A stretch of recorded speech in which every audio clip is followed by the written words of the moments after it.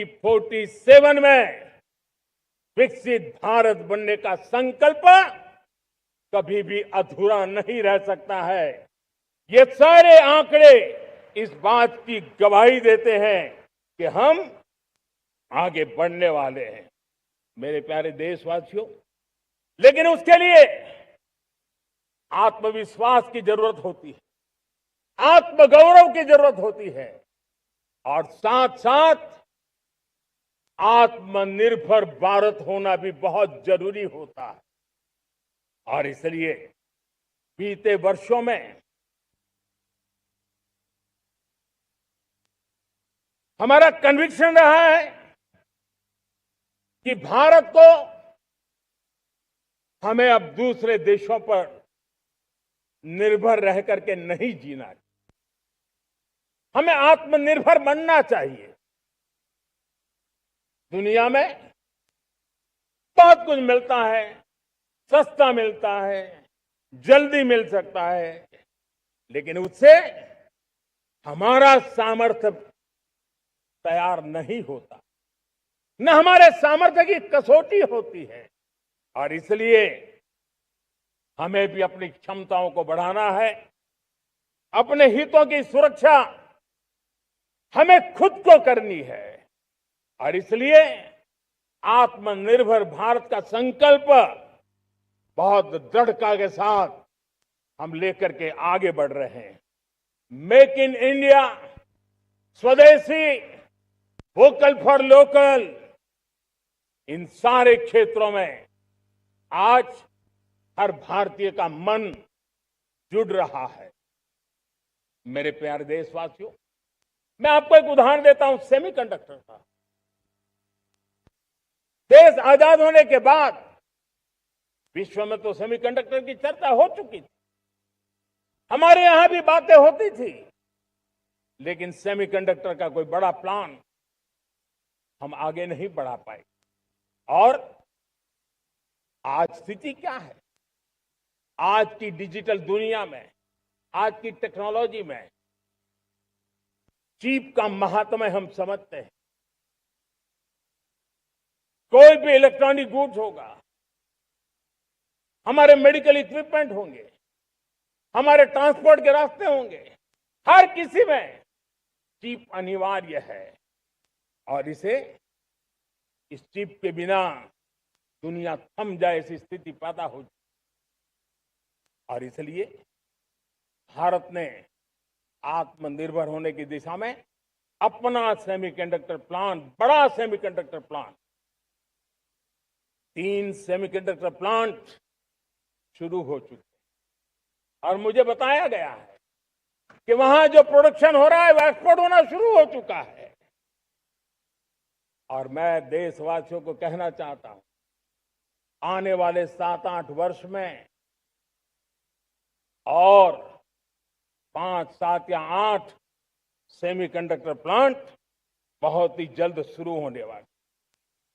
ये आत्मनिर्भर भारत हमें विकसित भारत की दिशा में जाने का हो रहे हैं।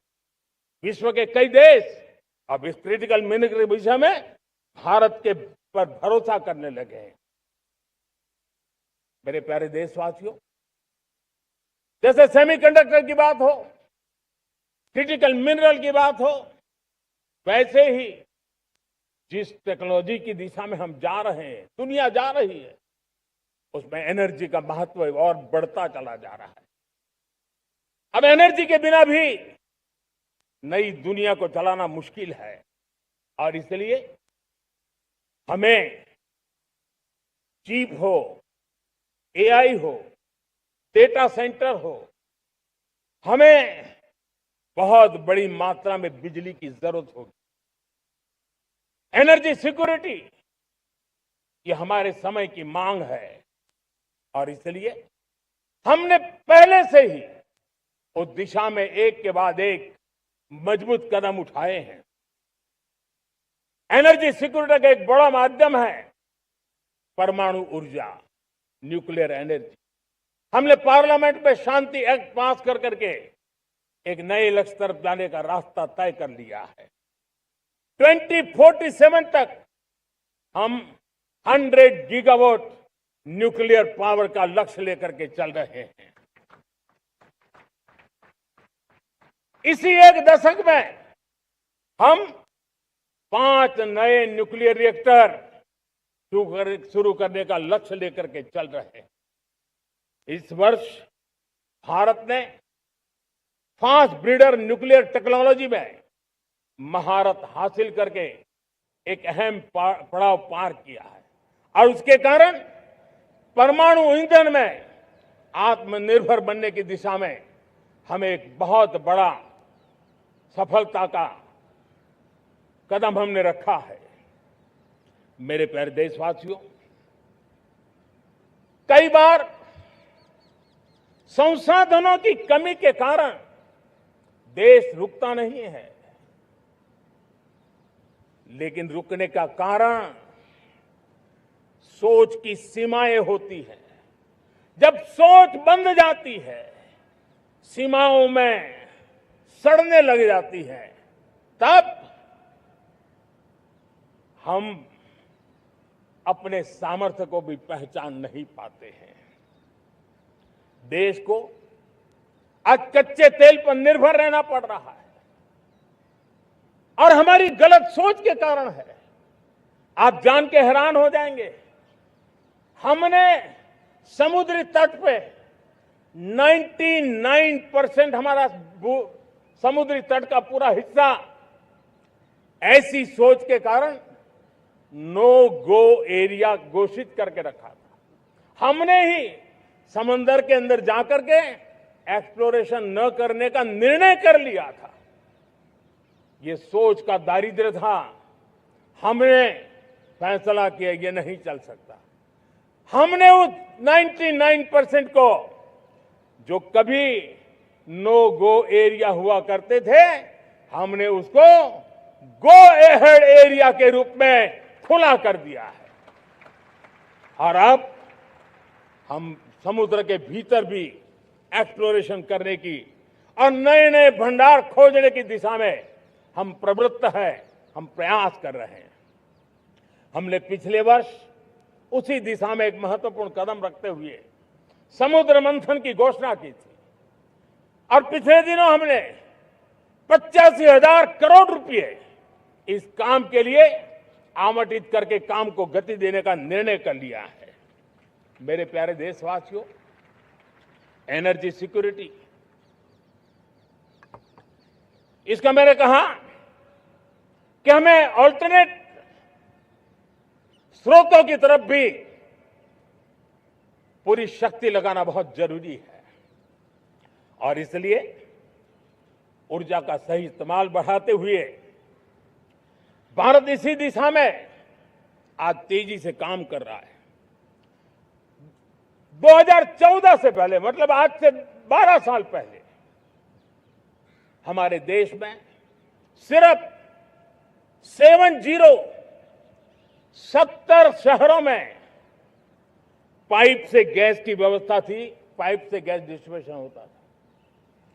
12 साल में इन 70 शहरों को हमने 700 शहरों तक पहुंचा दिया है। ये होती है रफ्तार, ये होता है विस्तार। 2014 के पहले मुश्किल से 20-22 लाख घरों में पाइप से गैस पहुंचता था। आज 1.25 करोड़ घरों में पाइप से गैस पहुंचाने का काम हो रहा है। 12 वर्ष पहले देश में सोलर एनर्जी की कैपेसिटी सिर्फ 2 गीगावाट थी। 2 गीगावाट, आज 160 गीगावाट हमने प्राप्त किया है लक्ष्य। मेरे प्यारे देशवासियों, मैं एक और जानकारी देता हूं। हमने इसका लाभ देश के मध्यम वर्ग को, सामान्य परिवार को मिले, इस तरफ भी उतना ही ध्यान केंद्रित किया। हमने पीएम सूर्यघर मुफ्त बिजली योजना चालू की और आज मुझे संतोष है कि इतने कम समय में 50 लाख घरों का सोलर एनर्जी का काम हम आंकड़ा पार कर चुके हैं, तेजी से चल रहा है और उसके कारण हजारों घरों का बिजली बिल जीरो हो गया है। हजारों घर अपनी बिजली का उपयोग करने से अतिरिक्त बिजली आज बेच करके कमाई कर रहे हैं। हर परिवार को हम इस काम के लिए 80,000 रुपया सरकार की तरफ से एक एक परिवार को मदद दी जा रही है, तब जाकर के हम इस काम को पूरा कर रहे हैं। मेरे प्यारे देशवासियों, आपको जानकर के हैरानी होगी, ये जो हमारी रेलवे है उसका इलेक्ट्रिफिकेशन का काम हमारे देश में 1925 में शुरू हुआ था। 1925 में इलेक्ट्रिफिकेशन का काम शुरू हुआ, लेकिन 90 साल में 1925 से लेकर के 90 साल में सिर्फ 30% रेल का इलेक्ट्रिफिकेशन हुआ था। यानी 90 साल में 30%। हमारी रफ्तार देखिए, लक्ष्य को पाने के लिए हमारी दौड़ देख लीजिए। हमने एक दशक के अंदर 100% काम पूरा कर दिया। 90 साल में 30%, 10 साल में 70%, ये होता है काम। और इसके कारण डीजल जो हमें बाहर से लाना पड़ता है उसकी बचत हुई, बिजली से हमारी ट्रेनें चली, पर्यावरण को फायदा होने लगा। मेरे प्यारे देशवासियों, हम यहां से नहीं रुके हैं, हम दुनिया के अंदर पीछे रहना नहीं चाहते। पिछले दिनों आपने खबर सुनी होगी, भारत ने ईंधन का नया क्षेत्र को भी छू लिया है। देश ने पहली हाइड्रोजन से चलने वाली ट्रेन शुरू कर दी है और मुझे खुशी है, ये सबसे लंबी ट्रेन है और सबसे ताकतवर ट्रेन है और दुनिया में हाइड्रोजन ट्रेन के क्षेत्र में भी भारत ने अपना झंडा गाड़ दिया है। प्यारे देशवासियों, पिछले 10-12 साल हम लगातार 2047 के लक्ष्य को पाने के लिए दौड़ रहे हैं, एक के बाद एक सोपान सिद्ध कर रहे हैं। हमने सोचा भी नहीं था कि हमें इसमें भी कुछ मुसीबतों का झेलना पड़ेगा। पिछले 10-12 वर्ष में कितने संकटों का सामना करना पड़ा। कोरोना जैसी वैश्विक महामारी ने पूरी दुनिया को चिंता में डाल दिया था, सारी व्यवस्थाएं चरमरा गई थी। कोरोना से बाहर निकले, युद्ध की विभीषा की खबरें आने लगी, कहीं यूक्रेन तो कहीं पश्चिम एशिया, हर जगह पे तनाव का माहौल। और पता नहीं भविष्यवेत्ताओं ने तो न जाने क्या क्या घोषणाएं कर दी थी। देश को डराना, देश को भयभीत रखना, देश को चिंतित रखना, इसी में कुछ लोगों को आनंद आता है। वैक्सीन नहीं मिलेगी, कोविड में लोग बचेंगे नहीं, कुछ भी नहीं होने वाला। वेस्ट एशिया का क्राइसिस आया, पेट्रोल पंप पे पेट्रोल नहीं मिलेगा, गैस नहीं मिलेगा, डीजल नहीं मिलेगा, फर्टिलाइजर नहीं मिलेगा। सारी दुनिया भर की अफवाहें फैला करके भारत के लोगों को भयभीत करने का, डराने का, चिंता के अंदर डुबो देने का कुछ लोगों को आनंद आ रहा था।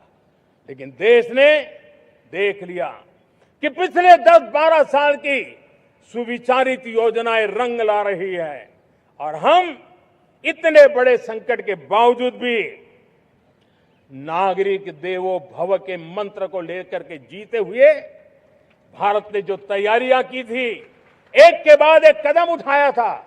सोचा नहीं था कि संकट आएगा, लेकिन उस संकट के समय में ये सारी चीजें काम आ गई और आज देश में गैस भी है, पेट्रोल भी है, यूरिया भी है। हम अपनी ताकत के ऊपर खड़े हो रहे, चल रहे। मेरे प्यारे देशवासियों, दुनिया के इन संकटों का प्रभाव हर किसी पर हुआ, हम भी अछूते नहीं है। यूरिया के दाम दुनिया में 3,000 रुपया पहुंच गए एक बोरी का। आज भी हम मेरे देश के किसानों को वो बोझ सहने के लिए मजबूर नहीं कर रहे। सरकार अपने कंधों पर वो बोझ उठा रहा है और दुनिया से जो 3,000 रुपया में यूरिया का बोरा हमें मिलता है, वो हमारे किसानों को हम सिर्फ 300 रुपये में दे पाते हैं। इतना ही नहीं, डीएपी आज दुनिया में बाजार 5,000 पहुंच चुका है, लेकिन मेरे देश के किसानों को दिक्कत ना हो इसलिए 1,350 रुपये में आज भी डीएपी देने का काम हम कर रहे हैं। मेरे प्यारे देशवासियों, एक समय था जब मैं आत्मनिर्भरता की बात कर रहा था तो कुछ लोग एयर कंडीशन चैम्बर में बैठ करके सोचने वाले लोग हमें बता रहे थे ग्लोबलाइजेशन का क्या होगा। लेकिन दुनिया देख रही है कि पिछले एक दशक में ऐसा लग रहा है कि दुनिया ने ग्लोबलाइजेशन बोलना ही बंद कर दिया है। जहां से ग्लोबलाइजेशन की आवाज आती थी वो बंद सुनाई नहीं देती है। दुनिया का हर देश अपनी अपनी संभालों के मिजाज की तरफ गया है। लेकिन दुर्भाग्य से इस संकट के कालखंड में कुछ लोगों ने अपना रुतबा दिखाने के लिए संसाधनों को वेपनाइज करने का खेल खेला है। दुनिया अपने पास जो कुछ भी है उसको वेपनाइज करने में लगी है। संसाधनों का वेपनाइज, रिसोर्स का वेपनाइज, पेट्रोल, डीजल, फर्टिलाइजर, दवाइयां, टेक्नोलॉजी की चिप्स, इतना ही नहीं भूभाग को भी वेपनाइज किया जा रहा है। और ऐसे समय अगर हम आत्मनिर्भरता मंत्र को लेकर 10 साल सही दिशा में न चले होते तो हम कल्पना कर सकते हैं कि ऐसी चुनौतियों का मजबूती से मुकाबला कैसे करते। और हमारी तैयारियां निरंतर बढ़ती जा रही है। मेरे प्यारे देशवासियों, दूसरी तरफ आज भारत का प्रोफाइल पूरी तरफ बढ़ रहा है। आज भारत दुनिया के लिए एक स्वीकृत और सम्मानीय देश के रूप में बन रहा है। भारत के पास स्थिर पॉलिटिकल मैंडेट है, स्थिर सरकार है, भारत का वाइब्रेंट लोकतंत्र है, भारत का मजबूत न्याय तंत्र है और हम सबको दिशा देने वाला भारत का संविधान है। और अब दुनिया हमारे इन सामर्थ्य को पहचानने लगी है और इसलिए 2014 के बाद दुनिया करीब करीब 40 देशों के साथ हमारा एफटीए एग्रीमेंट हो रहा है। अब देखिए कितना बड़ा अवसर आया है। लेकिन ये जो ट्रेड एग्रीमेंट्स हुए हैं ये एक बहुत बड़ा अवसर है और इसलिए खास करके मैं मेरे एमएसएमईज को कहना चाहूंगा कि हमें इस मौके को छोड़ना नहीं है। दुनिया में हमें पहुंचना है। भारत के उत्पाद की हर चीज विश्व के बाजार में पहुंचे और चाहे हमारा टेक्सटाइल हो, हमारी मशीनरी हो, हमने दवाइयां हो, हमने मौका छोड़ना नहीं है। लेकिन वैश्विक जो पैरामीटर्स हैं उस पैरामीटर को हमें पार करना होगा। हमें दुनिया से जो मिलता है उसे अच्छा देना पड़ेगा, दुनिया में जो मिलता है उसे सस्ता देना पड़ेगा। और पंजाब के लुधियाना से लेकर के तमिलनाडु के तिरुपुर तक हमारा टेक्सटाइल सेक्टर दुनिया में पहुंच सकता है। इतना ही नहीं, केरलम से लेकर के गुजरात और तमिलनाडु से लेकर के बंगाल, ये हमारा समुद्री तट, हमारे मछुआरे भाई बहन आज इस एफटीए के कारण हमारे श्रिप यानी झींगा उसके एक्सपोर्ट की बहुत संभावना बनी है। हमारे सी फूड की दुनिया में पहुंच बनने की संभावना पड़ी हुई है। और इसलिए मैं चाहूंगा कि हम इस परिस्थिति का फायदा उठाते हुए हम आगे चलते हुए हम इन कामों को पार करने के लिए प्रयास करें। मेरे प्यारे देशवासियों, मैंने जो भूमिका आपके सामने रखी है उसके पीछे 2047 का लक्ष्य इन मजबूत नींव पर खड़ा है। 2047 विकसित भारत का लक्ष्य हमने पिछले 10-12 साल में देशवासियों ने जो सामर्थ्य दिखाया है उस सामर्थ्य का हिस्सा है। और इसलिए मेरे प्यारे भाइयों बहनों, सदी का 1/4 हिस्सा बीत चुका है और अगला 1/4 हमारे लिए अत्यंत महत्वपूर्ण है। अब हम रुक नहीं सकते हैं, हमारी गति नहीं रुक सकती है, हमारी दिशा तय हो चुकी है, हमें प्राप्त करके रहना है। और इसके लिए हमें अपना वर्क कल्चर बदलना होगा।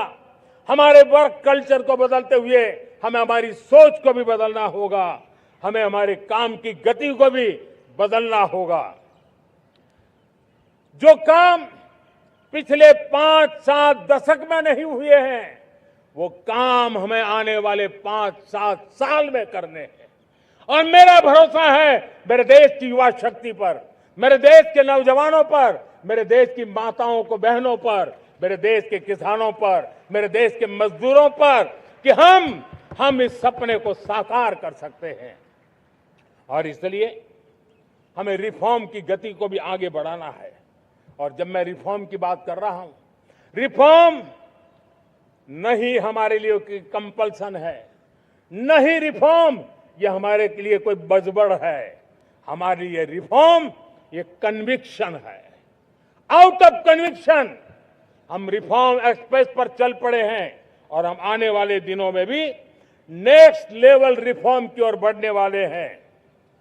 और इसलिए सरकार, समाज, उद्योग, उत्पादक, किसान, हर किसी ने अपनी ट्रेडिशनल व्यवस्थाओं में रिफॉर्म करना पड़ेगा, सोच में रिफॉर्म करना होगा, अपने लक्ष्यों को रिफॉर्म करना होगा। और इसलिए मेरे प्यारे देशवासियों, हमें एक निश्चित दिशा में को लेकर के चलना होगा। मैं आज उस युग को भी याद करना चाहूंगा जब देश, भारत का सामर्थ्य सप्त सिंधु के रूप में हम जानते थे, हम समझते थे, हम सुनते थे। अब विकसित भारत बनाने के लिए हमें नई धारा चाहिए। आज लाल किले की प्राचीर से मैं देश के सामने शक्ति की सप्त धारा का आवाहन करता हूं। आने वाले 5-7 साल में जो पिछले 5-7 दशक में नहीं हुआ, वो सप्त धारा के सामर्थ्य से, शक्ति से हम देश को नई ऊंचाई, नई गति देंगे और नए लक्ष्यों को पार करने वाला सामर्थ्य देंगे। और इसके साथ साथ देश की युवा शक्ति का सामर्थ्य का भरपूर राष्ट्र निर्माण में उपयोग होगा, उनकी शक्ति जोड़ी जाएगी। आने वाले दिनों में जब मैं सप्तधारा की बात करता हूं, सप्तधारा की पहली शक्ति है मैन्युफैक्चरिंग पावर। मेरे प्यारे देशवासियों, हमें मैन्युफैक्चरिंग सेक्टर को बहुत आगे बढ़ाना होगा और प्रोडक्शन बढ़ाने के साथ साथ हमें छोटे छोटे पुर्जे भी बनाने हैं और बड़े बड़े प्रोडक्ट भी बनाने हैं। पूरा वैल्यू चेन हमारा होना चाहिए और उसे लेकर के चलना। हमें कंपोनेंट भी चाहिए और हमें कंप्लीट मैन्युफैक्चरिंग भी चाहिए, कंप्लीट प्रोडक्ट भी चाहिए। डिजाइन से लेकर मैन्युफैक्चरिंग तक भारत को ग्लोबल सप्लाई चेन का भरोसामंद केंद्र बनना होगा। इसके लिए मैं 3 चीजों पर विशेष जोर देना चाहता हूं। मैन्युफैक्चरिंग के क्षेत्र में जो मेरे भाई बहन हैं, ये समय का ये अवसर है, इस अवसर को जाने मत दें। और इसके लिए हमें कॉस्ट, क्वालिटी और स्केल, इसके विषय में वैश्विक मानदंडों से खरा उतरना पड़ेगा। हमारी फैक्ट्रीज कॉम्पिटिटिव हो, हमारे प्रोडक्ट्स यूजर फ्रेंडली हो, हमारा पैकेजिंग दुनिया के लोगों को लुभावने वाला हो, आकर्षित करने वाला हो, हमारा जीरो डिफेक्ट प्रिसीजन मैन्युफैक्चरिंग ये हमारी पहचान बनना चाहिए। हर मैन्युफैक्चरर, हर एंटरप्रेन्योर, हर एमएसएमई से मैं कहना चाहता हूं, ग्लोबल मार्केट में हमारी पहचान विश्वसनीयता और गुणवत्ता के आधार पर होनी चाहिए। क्वालिटी के संबंध में नो कॉम्प्रोमाइज, और इसलिए हमारा मंत्र क्वालिटी क्वालिटी क्वालिटी होना चाहिए। यही हमारा ग्लोबल ब्रांड वैल्यू बनेगा। मेरे प्यारे देशवासियों, इस सप्तधारा की दूसरी शक्ति है कृषि और फूड प्रोडक्शन, फूड प्रोसेसिंग। हमें इस दिशा में आगे बढ़ना होगा। हमारे किसानों ने, अब दुनिया के बाजार खुल चुके हैं, एफपीए के कारण हमें एक बहुत बड़ा मार्केट मिल रहा है। हमें वहां पहुंचना है, हमें उस जगह को हाथ लगाना है, हमें खेत से लेकर एक्सपोर्ट मार्केट की ओर जाना होगा। हमारे पारंपरिक खान पान हो, हमारे मिलेट्स हो, हमारे मसाला हो, हमारे फल हो, फूल हो, क्या कुछ नहीं है हमारे पास, वो ग्लोबल ब्रांड्स बनने चाहिए। हमारे किसान केमिकल फ्री खेती को बल देंगे, दुनिया में इनकी मांग और बढ़ने वाली है। और जो ग्लोबल पैरामीटर्स के अंदर हर प्रकार से सिद्ध होने वाले हमारे एग्रो प्रोडक्ट होंगे, तो दुनिया में हम आसानी से पहुंच पाएंगे। मेरी सप्तधारा की तीसरी शक्ति है टेक्नोलॉजी और इनोवेशन। मेरे प्यारे देशवासियों, आज जमाना एआई का है, क्वांटम का है, स्पेस का है, रोबोटिक्स का है, डेटा सेंटर्स का है। पूरी तरह एक नया क्षेत्र खुल चुका है। और इमर्जिंग टेक्नोलॉजी ये भी हर पल हमें चुनौती दे रही है। और इसलिए देश को दुनिया के लिए मार्केट नहीं बना देना, हमें इनोवेशन का हब बनना है। हमने यूपीआई और डिजिटल पब्लिक इंफ्रास्ट्रक्चर में लोहा मनवा लिया है, हमारी ताकत का परिचय करवा दिया है। अब भारत को डिजिटल पब्लिक टेक्नोलॉजी उसको भी दुनिया के कोने कोने तक पहुंचाना है। भारत को नेक्स्ट जनरेशन कम्युनिकेशन टेक्नोलॉजी में लीड करना है। मेड इन इंडिया 6G हर कोने में पहुंचे, ये हमारा लक्ष्य होना चाहिए और हमें उसमें तेजी करनी चाहिए। और इसके लिए हमारा प्रयास कम नहीं होना चाहिए। सप्तधारा की चौथी शक्ति है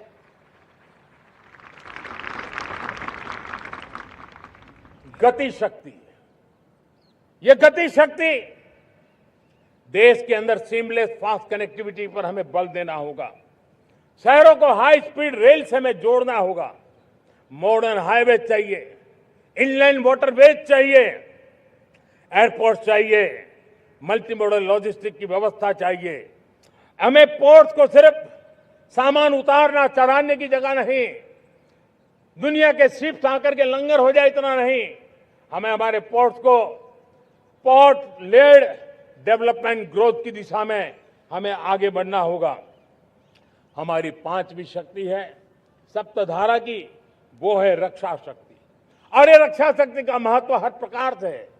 मेरे प्यारे देशवासियों, डिफेंस में आत्मनिर्भर होना अब भारत ने अनुभव कर लिया, दुनिया ने अनुभव कर लिया है। इसके बिना कोई चारा नहीं है। विश्व जब अपनी अपनी ही सोच रहा है, तब भारत विश्व के लिए बाजार बन करके नहीं रह सकता है।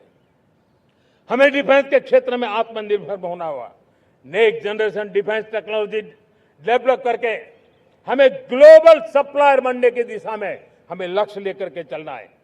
हमें ड्रोन, काउंटर ड्रोन सिस्टम को विकसित करना होगा और हाइपरसोनिक डिफेंस टेक्नोलॉजीज, उस पर हमें लीडरशिप लेनी होगी। साथियों, साइबर सुरक्षा भी आज हर घर के लिए एक समस्या बन रही है। वो भी एक रक्षा का क्षेत्र है जिसमें हमारे युवाओं की जो सामर्थ्य है, उस सामर्थ्य का उपयोग हम देश के और दुनिया के लिए कर सकते हैं। हमारी सप्तधारा की छठी शक्ति है ग्रीन इकोनॉमी, ब्लू इकोनॉमी, जो ग्रीन जॉब को भी जन्म देती है। हमें green hydrogen, renewable energy, energy storage, green mobility, green manufacturing in global scale हमें पा करके रहना है। हमें दुनिया जब ग्लोबल वार्मिंग की चर्चा करती रहती है, हम रास्ते खोजते रहते हैं, हम समस्याओं का समाधान दे रहे हैं। और भारत ये ग्रीन मूवमेंट का बहुत बड़ा सामर्थ्य लेकर के चलिए। भारत के पास ब्लू इकोनॉमी के लिए भी बहुत बड़ा अवसर है। बहुत बड़ा लंबा हमारा कोस्ट लाइन है। ब्लू इकोनॉमी के लिए बहुत बड़े अवसर है। फिशरीज है, कोस्टल टूरिज्म है, ओशन टेक्नोलॉजी है। ऐसे कितने ही क्षेत्र हैं जिसमें हम आगे बढ़ सकते हैं। मेरे प्यारे देशवासियों, भारत सप्तधारा की जब बात करके लेकर चला है, तब हमारी 7वीं धारा है और दुनिया के लिए इसका अपना भी एक महत्व है, और वो है भारत का सॉफ्ट पावर। भारत के सॉफ्ट पावर की ताकत है। आज योग ने पूरी दुनिया को भारत के साथ जोड़ के रखा हुआ है। योग दुनिया के लिए एक ऊर्जा बनता जा रहा है, भारत के लिए विश्वास का बड़ा कारण बनता जा रहा है। जिस भारत के पास आस्था के केंद्र हो, जिस भारत के पास आयुर्वेद हो, जिस प्रकार से भारत के पास होलिस्टिक हेल्थ केयर की व्यवस्था हो, हील इन इंडिया का मूवमेंट हो, हम दुनिया के अंदर हमारे सामर्थ्य को लेकर के जा सकते हैं। हैंडीक्राफ्ट हो, संस्कृति हो, हमारी फिल्में हो, हमारा क्रिएटिव वर्ल्ड हो, वीएफएक्स हो, हमारा एनिमेशन हो, हमारी गेमिंग हो, डिजिटल कंटेंट हो, क्रिएटिव वर्ल्ड के अंदर भारत अपना रुतबा दिखा सकता है। हमने उसको वैश्विक सामर्थ्य के रूप में विकसित करना होगा। आज भारत ने वेव समिट को एक बहुत बड़ी ताकत दी है। दुनिया धीरे धीरे भारत का ये जो world audio visual and entertainment summit है, उसकी राह देखता रहता है, और वो भारत के सॉफ्ट पावर को, भारत के क्रिएटिव दुनिया को परिचित करेगा। मेरे प्यारे देशवासियों, भारत के पास विशाल वन्य संपदाएं हैं। हमारे पास 100 से ज्यादा नेशनल पार्क है। क्षमता बहुत है, लेकिन विदेशी टूरिस्टों को आकर्षित करने में हम कम पड़े हैं।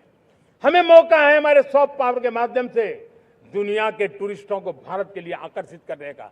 हमारा सामर्थ्य हमें दुनिया को दिखाना है। हम ये काम आरा से करें, और हम जल्द से जल्द हम इन लोगों, आज दुनिया में स्पोर्ट्स की जो है वो भी एक बहुत बड़ा भारत के प्रति आकर्षण का केंद्र। दुनिया के स्पोर्ट्स इवेंट भारत में क्यों ना हो। कॉन्स्टेंट इकोनॉमी बहुत बढ़ रही है, देश के नौजवानों का आकर्षण है। विश्व का हर कोई कलाकार चाहता है कभी न कभी भारत की धरती पर अपना कॉन्सर्ट करे। ये एक बहुत बड़ा अवसर है, हमें इसको मोबिलाइज करने के लिए व्यवस्थाएं खड़ी करनी होगी। साथियों, सप्तधारा की इन 7 शक्तियां उद्देश्य सिर्फ एक सेक्टर में प्रगति करने का नहीं है। एक होलिस्टिक अप्रोच के साथ हमें राष्ट्र को जो लक्ष्य लेकर के हम चल रहे हैं, जो एम्बिशन लेकर के चल रहे हैं, उस स्केल को हमें पार करने की दिशा में काम करना है। मेरे प्यारे देशवासियों, कुछ चीजें मैंने बताई हैं, लेकिन मैं इससे भी आगे सोचता हूं। मैं जरा देश को झकझोरना चाहता हूं। मैं देश की शक्ति को भी झकझोरना चाहता हूं। देश यानी सिर्फ सरकार नहीं होती है, देश यानी हर नागरिक जुड़ता है। क्या हम सोच नहीं सकते कि फॉर्च्यून 500 की चर्चा तो बहुत सुनते हैं, आने वाले एक दशक में इन फॉर्च्यून 500 में 50 कंपनियां भारत की क्यों न हो, ये लक्ष्य हमारा क्यों न होना चाहिए। आज बैंकिंग सेक्टर फल फूल रहा है। दुनिया की टॉप बैंक के अंदर भारत की बैंक का झंडा भी क्यों न फहरता हो। भारत की बैंक भी टॉप बैंक 5 बैंक में भारत की भी एक बैंक होनी चाहिए। भारत की फार्मा की दिशा में हमने बहुत काम किया है, लेकिन समय की मांग है कि दुनिया की 5 बड़ी फार्मा कंपनियों में भारत की भी 1-2 फार्मा कंपनियों का नाम गूंजना चाहिए। भारत उसमें अपना स्थान बनाना चाहिए। लॉ फर्म्स होते हैं, रेटिंग एजेंसी होती है। क्या समय की मांग नहीं है कि ग्लोबल लीडरशिप अब हमारे हाथ में होनी चाहिए? टैलेंट है, सामर्थ्य है, हमारा लंबा इतिहास भी है, भाषाओं पर हमारा प्रभुत्व है। हमें विश्व में पहुंचना चाहिए। हमारी कोई कंसल्टिंग फर्म, अकाउंटिंग फर्म दुनिया के टॉप फर्म्स के अंदर क्यों नहीं होनी चाहिए? भारत की टेक्नोलॉजी कंपनियां दुनिया के अंदर सिरमौर हो, ये हमारा लक्ष्य होना चाहिए। हमारे ऐसे ब्रांड हो जिससे दुनिया आकर्षित होती हो, हमारे ब्रांड हमारे देश की पहचान हो और विश्व के लिए एक डेस्टिनेशन बन जाए, उस दिशा में हमें काम करना है। और इसके लिए मैं राज्य सरकारों को कहना चाहता हूं, मैं स्थानिक स्वराज की संस्थाओं को कहना चाहता हूं, भारत सरकार का भी यह दायित्व है कि हमें हमारे रिफॉर्म की गति बढ़ानी होगी। हमें 2047 के लक्ष्य के अनुरूप हमारी व्यवस्थाओं को विकसित करना होगा। हमें बीते हुए काल के नीति नियमों से नहीं चल सकते, हमें आने वाले सपनों के हिसाब से नीति नियमों को गढ़ना होगा। और इसको अगर हम गढ़ेंगे तो मुझे पूरा विश्वास है और मैं देशवासियों को भरोसा देता हूं, इसी रास्ते मेहनत में कोई कमी न करते हुए हम विकसित भारत का सपना पार करके रहेंगे। हमें सबको मिलकर के चलना है, केंद्र सरकार हो, राज्य सरकार हो, इंडस्ट्री हो, हम सब ने मिलकर के आगे बढ़ना है। हमें रिफॉर्म्स करते रहना है, रिफॉर्म्स को आगे बढ़ाते रहना है। और मैंने पहले भी कहा था, हम रिफॉर्म कंपल्सन से नहीं, कन्विक्शन से कर रहे हैं, लक्ष्य को प्राप्त करने के लिए कर रहे हैं। मेरे प्यारे देशवासियों, जब मैं विकसित भारत की बात कर रहा हूं, देश को तेज गति से आगे बढ़ाने की बात कर रहा हूं, उसका सबसे बड़ा लाभार्थी कौन है? इन सारे प्रयासों का सबसे बड़ा साधक कौन है? अगर साधक है तो मेरे देश का युवा है, मेरे देश की युवा शक्ति है। विकसित भारत की यात्रा में युवाओं की बहुत बड़ी भूमिका है। इतना ही नहीं, विकसित भारत का सबसे बड़ा लाभार्थी भी मेरे देश का युवा है। और इसलिए हमें विकसित भारत के लक्ष्य को युवाओं के साथ जोड़ करके आगे बढ़ाना है।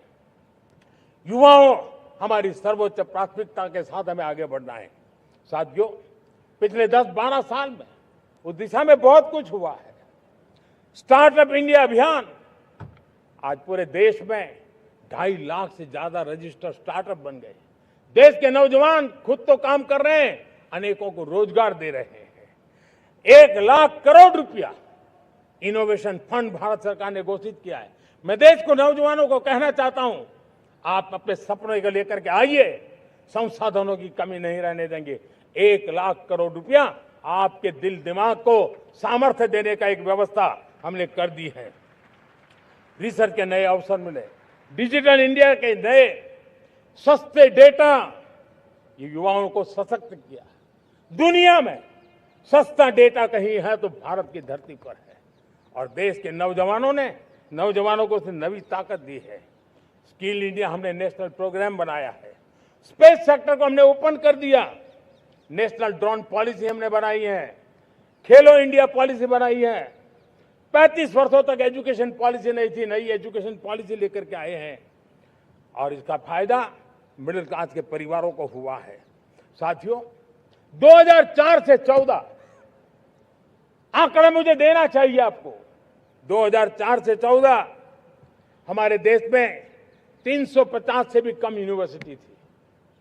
और आज 10-12 साल के भीतर भीतर करीब 650 नई यूनिवर्सिटी जुड़ चुकी है। करीब 1000 का आंकड़ा हम पहुंच रहे हैं। 2014 के पहले मेडिकल की सिर्फ 400 सीटें हुआ करती थी। आज करीब 850 सीटें मेडिकल की हो रही है। इतना ही नहीं, अब विदेशी यूनिवर्सिटी भी भारत की धरती पर आ रही है। भारत के अंदर विदेशी यूनिवर्सिटी की डिग्री मेरे नौजवान को मिले, इसका प्रबंध भी हो चुका है। हमारे देश के युवा मन बचपन से ही टेक्नोलॉजी की तरफ आकर्षित हो, उस दिशा में हम काम कर रहे हैं। और इसलिए हमने करीब 10,000 से अधिक अटल टिंकरिंग लैब छोटे छोटे बच्चों के हवाले कर दी है, ताकि उनका इनोवेशन और टेक्नोलॉजी के अंदर उनका मन बने। 12 वर्ष युवा, हमने अनेक रास्ते खोले। हम स्टार्टअप ओपन कर दिया, आपने देखा होगा। भारत के प्राइवेट स्टार्टअप 28 साल की एवरेज उम्र के बच्चों ने, नौजवानों ने दुनिया में पहले ही ट्रायल में अपना सैटेलाइट लॉन्च कर दिया और रॉकेट लॉन्च कर दिया। उन्होंने बहुत बड़ा काम कर दिया साथियों। आज करीब 2.5 लाख से ज्यादा रजिस्टर्ड स्टार्टअप है। हमने पिछले दिनों एआई इंपैक्ट समिट किया था। एआई का विस्तार बहुत तेजी से बढ़ रहा है। लाल किले से मैं देश के नौजवानों के लिए घोषणा करना चाहता हूं। हमने तय किया है कि आने वाले 1 वर्ष में 1 करोड़ युवाओं को एआई स्किल के लिए ट्रेनिंग देने का हम काम करेंगे, ताकि हमारा देश का नौजवान एआई की दुनिया में भी नेतृत्व करने का सामर्थ्य। मेरे साथियों, बायो इकोनॉमी एक नया क्षेत्र है। एक समय था 2014 के पहले सिर्फ 60,000 करोड़ रुपए का बायो इकोनॉमी का काम होता था। मेरे देश के नौजवान, आपने क्या कमाल कर दिया है। देखिए, नीतियां जब सही होती है, लक्ष्य जब साफ होता है, तो मेरे देश के नौजवान कैसा करके थे। बायो इकोनॉमी में देश की युवा शक्ति ने सामर्थ्य दिखाया है। 2014 के पहले जो 60,000 करोड़ का कारोबार था, आज वो कारोबार बायो इकोनॉमी 20 लाख करोड़ पहुंच चुकी है। दोस्तों,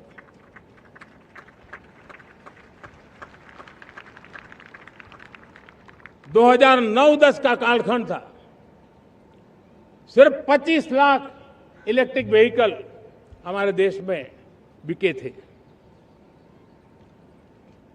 1.5 लाख इलेक्ट्रिक व्हीकल बिके थे 2009-10 में। 1.5 लाख इलेक्ट्रिक व्हीकल। इस 25-26 में 25 लाख इलेक्ट्रिक व्हीकल बिके हैं। मेरे प्यारे देशवासियों, एविएशन सेक्टर भी मेरे नौजवानों के लिए बहुत तेजी से आगे बढ़ रहा है। नए एयरपोर्ट, नए रूट, नए रोजगार के अवसर बना रहे हैं। मेंटेनेंस, ओवरहॉलिंग, इसके भी कारण देश में बहुत बड़ी मात्रा में स्किल मैन पावर को काम मिल रहा है। मेड इन इंडिया हवाई जहाज बनाने की दिशा में हमने सफलता पाई है। Made in India defence transport aircraft C295 already अपनी उड़ान भर चुका है, सफल उड़ान भर चुका है। ये देश के नौजवानों के लिए, मेरे साथियों, ड्रोन ने भी बहुत बड़ा काम किया है। स्वामित्व योजना, गांव में ड्रोन से स्वामित्व योजना सफल हो रही है। करीब 3.25 करोड़ परिवारों को स्वामित्व योजना का लाभ मिला है और इसके कारण 140 लाख करोड़ रुपए जैसी संपत्ति अनलॉक हुई है, जिसके कारण बैंक से लोन मिल सकता है, लोग अपना कारोबार कर सकते हैं। मेरे प्यारे देशवासियों, हमारे मध्यम वर्गीय परिवारों के सामने एक बहुत बड़ा बोझ बन चुका है कोचिंग क्लासेस की स्पर्धा। हर माँ बाप को लग रहा है कि कोचिंग क्लास में बच्चे को नहीं भेजा तो हम प्रतिष्ठित परिवार नहीं है। इन गरीब और मिडिल क्लास परिवारों की हम चिंता करते हुए हजारों करोड़ रुपए का उनका खर्च है वो भी बचे, बेटे भी अपने आसपास रह सके, उनकी देखभाल हो सके, परिवार पर आर्थिक बोझ न आए। और इसलिए हमने युवाओं के लिए विभिन्न परीक्षाओं की फ्री ऑनलाइन कोचिंग हमने करने का निर्णय किया है। डिजिटल पब्लिक इंफ्रास्ट्रक्चर है, हमारे पास उत्तम टैलेंट है, टीचर्स हैं, उन संसाधनों को जोड़ करके हम देश के नौजवानों को फ्री कोचिंग देने का एक पूरा नेटवर्क हम खड़ा करने वाले हैं। मेरे प्यारे देशवासियों, मैं हमेशा कहता आया हूं, जो खेले वो खिले। जब मैं खेले वो खिले की बात कर रहा हूं, तब मेरे प्यारे देशवासियों, आज भारत खेल की दुनिया में अपनी जगह बना रहा है। अब खेल के पोडियम में भारत का राष्ट्रगीत सुनाई देता है, भारत का राष्ट्रगान सुनाई देता है, भारत का तिरंगा झंडा लहराता दिखाई नजर आ रहा है। टॉप्स योजना ने बहुत बड़ी सफलता पाई है। खेलो India games university games, winter games, beach games, sports infrastructure, sports के लिए कोचिंग, स्पोर्ट्स मेडिसिन, स्पोर्ट्स के लिए न्यूट्रिशन, इन सारे विषयों में भारत अब महारत करने की दिशा में आगे बढ़ रहा है। नौजवानों के लिए पूरा नया क्षेत्र, खिलाड़ी न बन सके तो उसकी सपोर्ट सिस्टम में भी बहुत बड़ा क्षेत्र खुल रहा है। स्पोर्ट्स की दुनिया में भारत का प्रदर्शन बेहतर होता रहा है और हम 2036 में ओलंपिक के मजबूत दावेदार बनकर के आगे बढ़ रहे हैं और 2030 में कॉमनवेल्थ गेम्स को भारत होस्ट करने वाला है। और मेरे साथियों, दुनिया में जो ओलंपिक की खेल होते हैं, करीब 40 प्रकार के गेम होते हैं और करीब 350 साढ़े 350 स्पर्धाएं होती हैं ओलंपिक में। और आपको जानकर के दुख होगा मेरे देशवासियों, मेरे नौजवानों, मैं आपको चुनौती देता हूं, मैं आह्वान करता हूं, मैं आपकी मदद चाहता हूं। 350 जितने स्पर्धाओं में भारत 2/3 खेलों में कहीं होता ही नहीं, हमारी मौजूदगी नहीं होती, हम क्वालिफाई नहीं होते हैं। हमने तय किया है कि 2036 में जो ओलंपिक होगा, हम चाहते हैं कि वो भारत में हो, लेकिन 2036 में जिन विधाओं में आज भारत खेलता नहीं है, जिन विधाओं में भारत क्वालिफाई नहीं करता है, जिन स्पर्धाओं में भारत ने छोड़ के रखा है, 3/4 हिस्सा हमारे इंतजार कर रहा है, भारत उस पर बल देगा। और इसके लिए हम टैलेंट हंट का एक अभियान भी चलाना चाहते हैं। हमें अगर 2036 के लिए खिलाड़ी चाहिए तो आज जो 5 साल, 10 साल, 15 साल की उम्र के नौजवान हैं, बेटे हैं, उनके तरफ ध्यान देना होगा, उन बेटियों पर ध्यान देना होगा। और इसलिए 5 से 15 उम्र के बच्चों में खेल प्रतिभा ढूंढने के लिए गांव-गांव, शहर-शहर, स्कूल-स्कूल एक टैलेंट हंट का अभियान चलाया जाएगा। बच्चों की प्रतिभा को देखा जाएगा और फिर उनको स्पेशल ट्रेनिंग दे करके देश के लिए खेलने वाले अच्छे खिलाड़ी बनाए जाएंगे। मेरे प्यारे युवा, देश के सामने, देश के नौजवानों के सामने नशा एक बहुत बड़ा संकट बनता जा रहा है। नशा मुक्त भारत, ये हम सबका सामूहिक दायित्व होना चाहिए। हमारे उज्जवल भविष्य के लिए हमारी युवा पीढ़ी मजबूत हो, हमारा युवा सामर्थ्य हमारे देश के लिए काम आए, इसलिए नशा मुक्त भारत। पिछले दिनों माय भारत के वॉलंटियर्स ने, देश के एनजीओ ने, देश के सामाजिक सांस्कृतिक संगठनों ने, देश के आध्यात्मिक पुरुषों ने मिलकर के नशा मुक्त भारत का 100 सप्ताह का एक कार्यक्रम तय किया है। 100 सप्ताह तक एक अभियान चलने वाला है। मैं हर परिवार को कहना चाहता हूं कि आप भी इस अभियान का हिस्सा बने, आप इसके साथ जुड़िए और देश के नशा मुक्त भारत के सपने को पूरा करने के लिए आप आगे आइए। मेरे प्यारे देशवासियों, 21वीं सदी में दशकों पुरानी जो चुनौतियां हैं, उन चुनौतियों को खत्म करना बहुत अनिवार्य है। नक्सलवाद, माओवाद लाखों युवाओं के भविष्य को तबाह कर दिया, अनेक माताओं के दुधमल नौजवानों को छीन लिया, बर्बाद कर दिया, हर मां बाप के सपनों को चूर चूर कर दिया। इस नक्सलवाद ने 4 दशक तक हिंदुस्तान के बहुत बड़े हिस्से को, बहुत बड़ी आबादी को दबोच करके रखा था, बंदूक के नोक पर दबोच करके रखा था, संविधान की धज्जियां उड़ा दी थी और देश के सामान्य नागरिकों की रक्षा में 3,500 से ज्यादा हमारे पुलिस के, सुरक्षा बल के जवान शहीद हो गए। युद्ध के अंदर जितने सैनिक मरते हैं, उससे ज्यादा हमारे पुलिस जवानों को जान की बाजी लगानी पड़ी ताकि देश के सामान्य मानवी को सुरक्षा मिले। ये नक्सलवाद ने धरती को लहूलुहान कर दिया था। 2014 में आपने जब हमें मौका दिया, उसी दिन हमने संकल्प लिया था कि हम देश को नक्सलवाद से मुक्त करेंगे।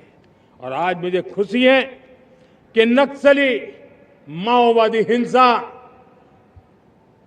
आखिरी सांस भी शायद रहने की अब तो ताकत नहीं रही है। पूरी तरह उसे खत्म करने की दिशा में जहां पर कभी नक्सलवादियों की गोलियां चलती थी, जहां पर कभी धरती रक्त रंजित रहा करती थी, आज उसी नक्सल क्षेत्रों में, उसी इलाकों में नक्सल मुक्त होने के कारण विकास, विश्वास और प्रयास का तिरंगा लहरा रहा है। मेरे प्यारे देशवासियों, लेकिन इस चुनौती को हमने कम नहीं आंकना है। इस चुनौती से हमें और भी सावधान रहने की जरूरत है। वर्षों तक देश की सत्ता में माओवादी सोच के लोग गलियारों में अपनी जगह बना करके बैठे थे। सरकारी कमेटियों में सलाहकार के रूप में भी ये माओवादी सोच ने नीतियों को प्रभावित किया था। मेरे प्यारे देशवासियों, जंगलों में हमें हथियारी नक्सलों का खात्मा बुलाने में, उस संकट से देश को मुक्त कराने में सफलता मिली है। लेकिन हथियारी नक्सल तो गए, लेकिन दिमागी नक्सल, ये दिमागी नक्सल मौके की तलाश में है।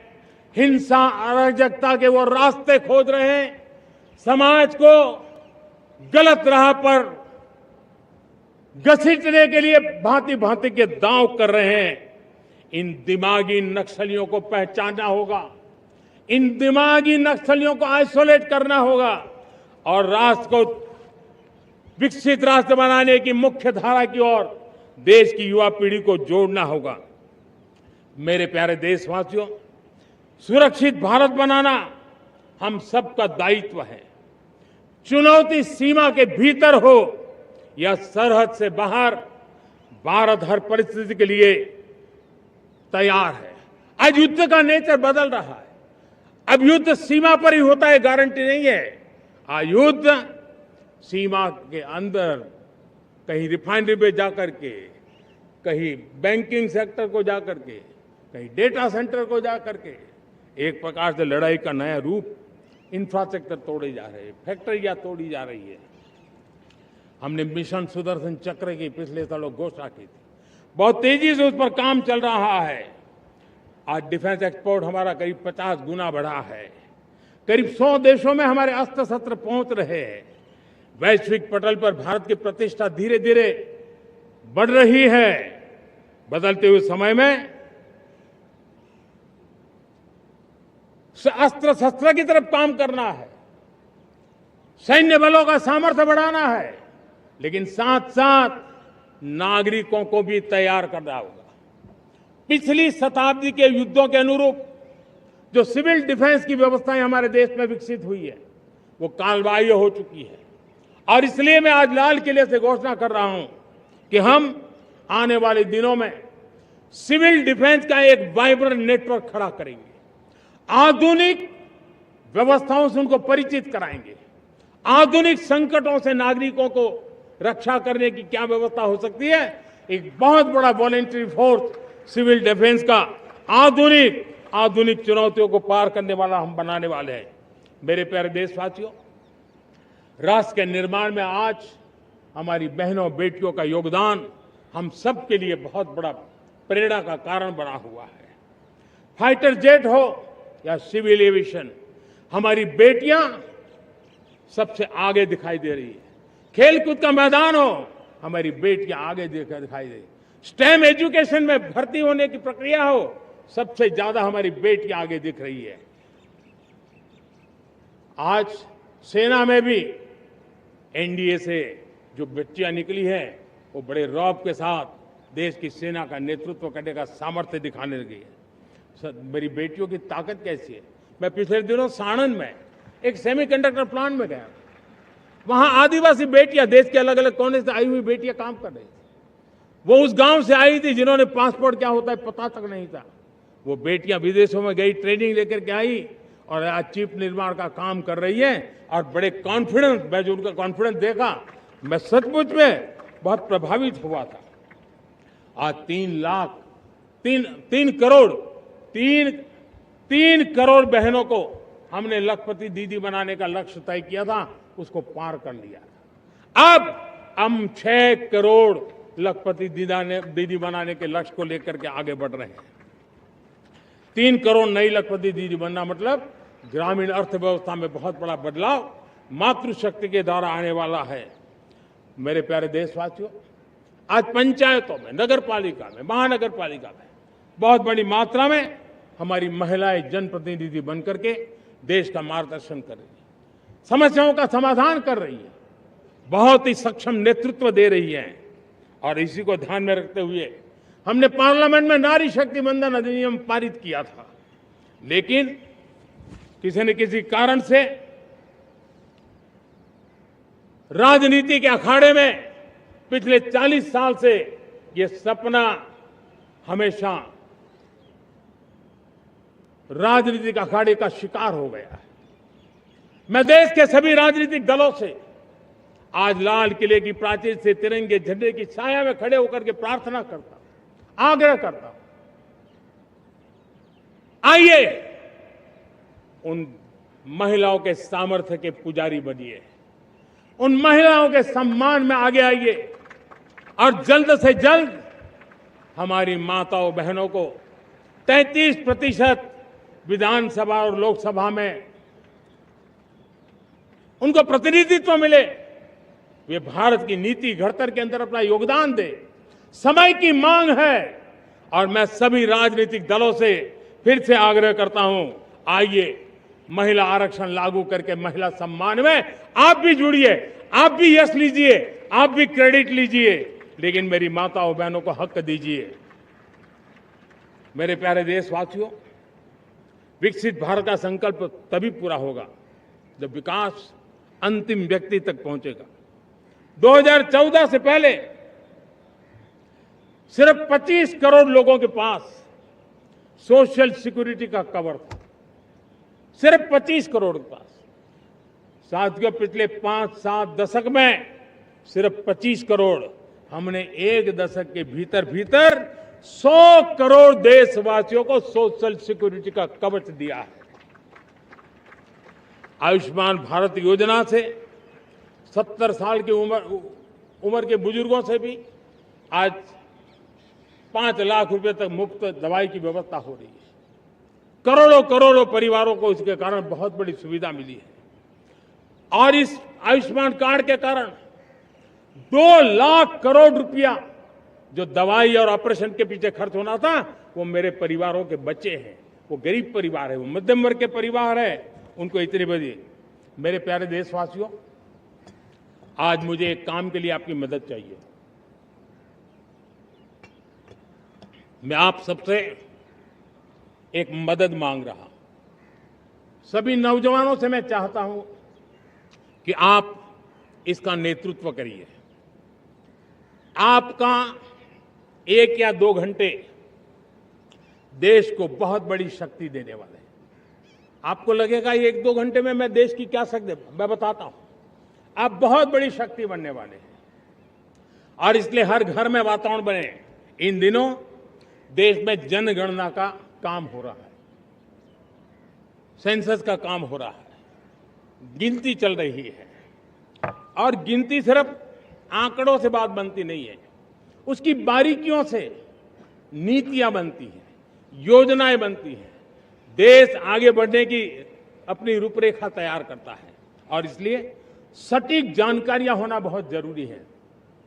कभी कभी जो सरकार की तरफ से प्रतिनिधि आते हैं वो इतनी जल्दी में होते हैं, कभी स्पेलिंग एक लिख देते हैं, कभी अलग लिख देते हैं, और इसके कारण अल्टीमेट परिणाम हमें सही मिलने में दिक्कतें आती हैं।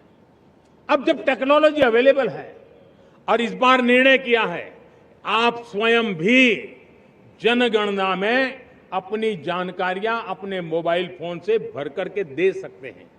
बाद में कोई बाबू आएंगे, कोई प्रतिनिधि आएंगे, आपसे चर्चा करेंगे, लेकिन आप परिवार के सब बैठ करके अगर डिजिटली अपना रजिस्ट्री करवा दे, सारी बारीकियां, स्पेलिंग में भी गलती ना हो, कोई भी जानकारियों में गलती ना हो, आप जितनी परफेक्ट जानकारी देंगे देश को आगे बढ़ने में बहुत बड़ी मदद मिलेगी। और इसलिए मैं देश के नौजवानों को कहता हूं कि आप अपने परिवार के लोगों को बिठा करके पूरे फॉर्म को समझिए। पहले कागज पे फॉर्म को भर दीजिए, कोई गलती है तो करेक्ट कर लीजिए और फिर टेक्नोलॉजिकली उसको डिजिटली इसको अपलोड कर दीजिए। आप देखिए इतना बड़ा काम देश कर लेगा और देश का समय और शक्ति सही काम के लिए उपयोग आएगा। और इसलिए मेरे देश के नौजवानों को जनगणना के इस काम में सक्रियता से जुड़ने के लिए मैं आग्रह करता हूं। मेरे प्यारे देशवासियों, मैंने लाल किले से पंच प्राण की बात कही थी। इस पंच प्राण ने देश को अपने आत्मगौरव की ओर लेकर के आगे बढ़ने का, लक्ष्यों को पार करने के सामर्थ्य के साथ आगे बढ़ने का एक बहुत बड़ा संबल दिया है। हमें गुलामी की मानसिकता हर पल मिटाते ही रहना है। जिस भारत का सपना नेताजी सुभाष चंद्र बोस ने देखा था, बाबा साहब आंबेडकर ने देखा था, पंडित नेहरू ने देखा था, सरदार पटेल, भगत सिंह, सुखदेव राजगुरु ने देखा था, डॉक्टर श्यामा प्रसाद मुखर्जी ने देखा था, भगवान बिरसा मुंडा ने देखा था, ज्योतिबा फुले ने देखा था, उन सब से प्रेरणा लेकर के हम आगे बढ़े। इस संकल्प को हम दोहराए, स्वयं से ऊपर राष्ट्र का हित हो, स्वयं से ऊपर राष्ट्र का हित हो और कर्तव्य ही हमारी पहचान हो। मैं सभी देशवासियों से कहूंगा, समय हमारा है। मैं सभी देशवासियों से कहूंगा, समय हमारा है, अवसर हमारा है, संकल्प हमारा है। आइए सपनों को संकल्प बनाए, संकल्प को सामर्थ्य बनाए और सामर्थ्य को सफलता में बदल के रहें।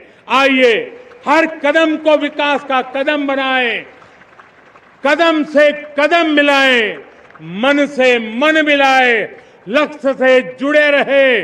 एक दीप से जले दीप हजारों, आओ मिलकर विकसित भारत बनाएं। इसी एक भावना के साथ इस मंगल पर्व पर आप सबको अनेक अनेक शुभकामनाएं। मेरे साथ बोलिए, भारत माता की, भारत माता की, भारत माता की, वंदे वंदे वंदे। बहुत बहुत धन्यवाद।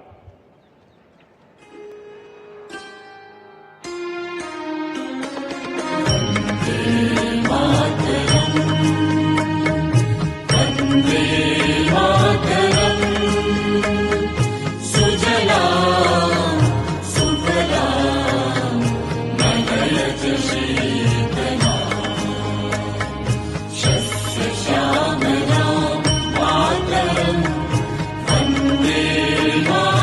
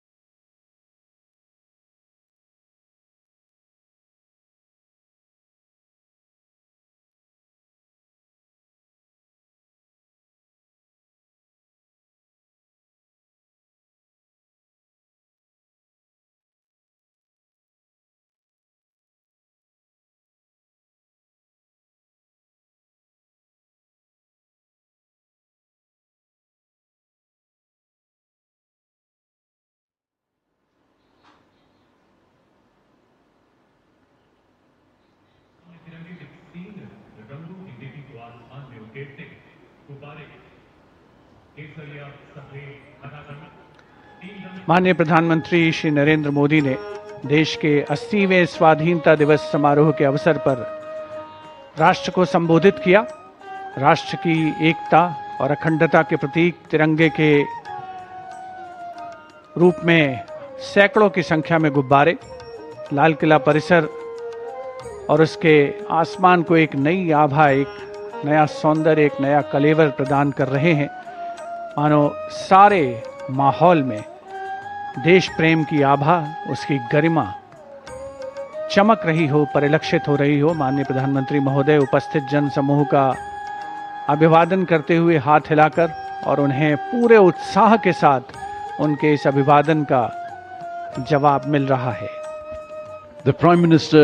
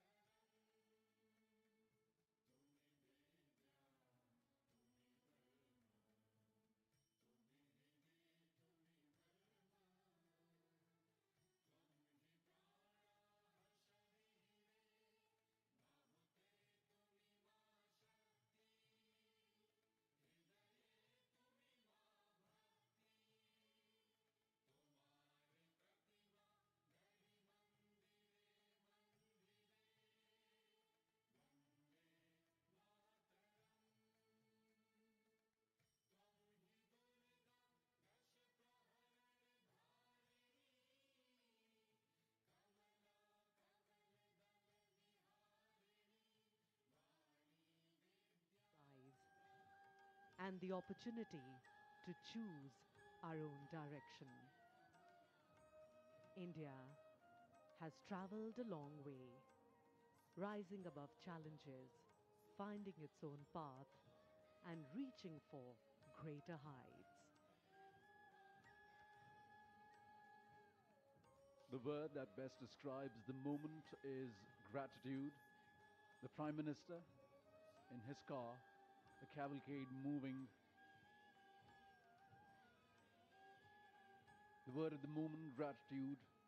Gratitude bestows reverence, allowing us to encounter everyday epiphanies, those transcendent moments of awe that change forever how we experience life and the world. A vision of a Viksit Bharat, a developed India by 2040. Parade सलामी देगी राष्ट्रीय salute सलामी सास।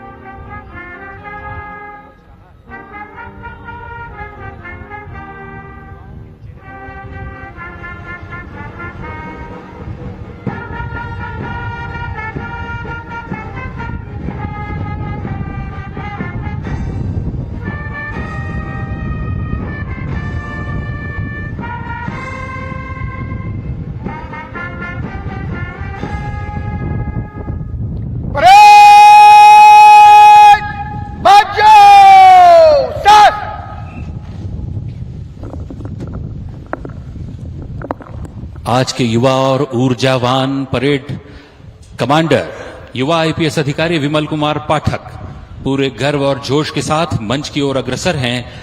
माननीय मुख्यमंत्री महोदय को parade के निरीक्षण के लिए आमंत्रित करेंगे। युवा आईपीएस विमल कुमार पाठक।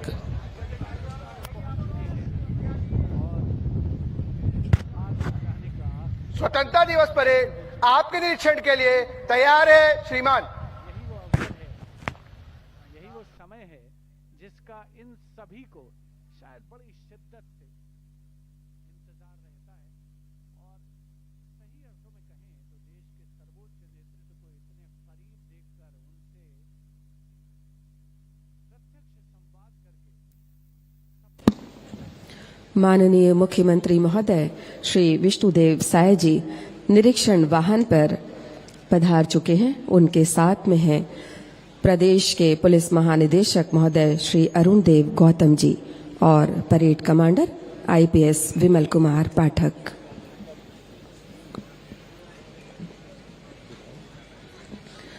माननीय मुख्यमंत्री महोदय, आपकी उपस्थिति में ये भरोसे का स्वाधीनता दिवस है। लोगों में एक विश्वास है, एक भरोसा है समाज के सभी वर्गों के साथ न्याय का, समाज के अंतिम व्यक्ति तक सरकार की सारी सेवाओं को पहुंचाने का, लोकतंत्र और पंथ निरपेक्षता की रक्षा का, भरोसा सबके साथ समानता का, सुशासन का, छत्तीसगढ़िया अस्मिता, स्वाभिमान, संस्कृति और पहचान को आगे बढ़ाने का, भरोसा किसानों मजदूरों का, महिलाओं युवाओं का, समाज के सभी वर्गों का। दर्शक दीर्घा के समक्ष से गुजरता हुआ ये निरीक्षण वाहन अग्रसर है। दम साधे खड़ी हुई ये सभी टुकड़ियां अपना सर्वोत्कृष्ट प्रदर्शन देने को आतुर हैं और इन सभी के समक्ष से इनका अभिवादन स्वीकार करते हुए माननीय मुख्यमंत्री महोदय का निरीक्षण वाहन अग्रसर होगा। दम साधे खड़ी हुई हैं सभी टुकड़ियां, आज अपना सबसे बेहतरीन प्रदर्शन करना चाहती हैं।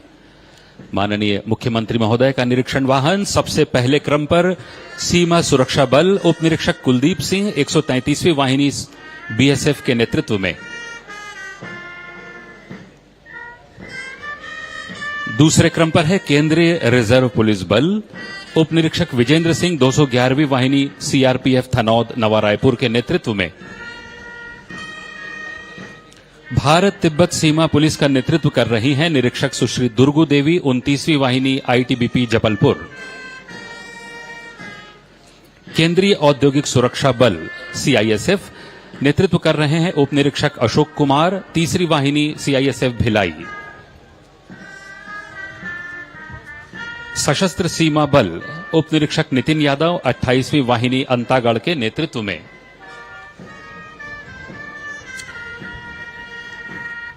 मेहमान टुकड़ी बिहार पुलिस बल निरीक्षक सुक्का उरांव 2री वाहिनी बीएसएपी 2 रोहतास के नेतृत्व में, छत्तीसगढ़ सशस्त्र बल की पुरुष टुकड़ी नेतृत्व कर रहे हैं प्रशिक्षु प्लाटून कमांडर कन्हैया 10वीं वाहिनी सूरजपुर, छत्तीसगढ़ सशस्त्र बल की महिला टुकड़ी प्रशिक्षु उप निरीक्षक रंजना चंद्राकर सूरजपुर के नेतृत्व में, छत्तीसगढ़ पुलिस बल की टुकड़ी प्रशिक्षु प्लाटून कमांडर सागर मिश्रा 9वीं वाहिनी दंतेवाड़ा के नेतृत्व में, छत्तीसगढ़ जेल की टुकड़ी सहायक जेल अधीक्षक राहुल गंगराले उप जेल डोंगरगढ़ के नेतृत्व में, नगर सेना की पुरुष टुकड़ी का नेतृत्व कर रहे हैं प्रशिक्षु प्लाटून कमांडर निर्मल साहू नगर सेना जगदलपुर, नगर सेना के महिला टुकड़ी है प्रशिक्षु उप निरीक्षक रागिनी राय बलौदा बाजार के नेतृत्व में, नेशनल कैडेट कोर बॉयज की टुकड़ी senior under officer Siddharth Yadav 5CG NCC battalion के नेतृत्व में, नेशनल कैडेट कोर गर्ल्स की टुकड़ी सीनियर अंडर ऑफिसर रिमझिम Sharma 5CG girls battalion, police श्वान दल यानी डॉग स्क्वाड नेतृत्व कर रहे हैं एपीसी राज कपूर, छत्तीसगढ़ सशस्त्र बल, अश्वारोही दल प्रधान आरक्षक अनिल यादव 3री वाहिनी छत्तीसगढ़ सशस्त्र बल के नेतृत्व में, और बैंड का प्लाटून नेतृत्व कर रहे हैं प्लाटून कमांडर लीलेश कुमार, प्रथम वाहिनी छत्तीसगढ़ सशस्त्र बल।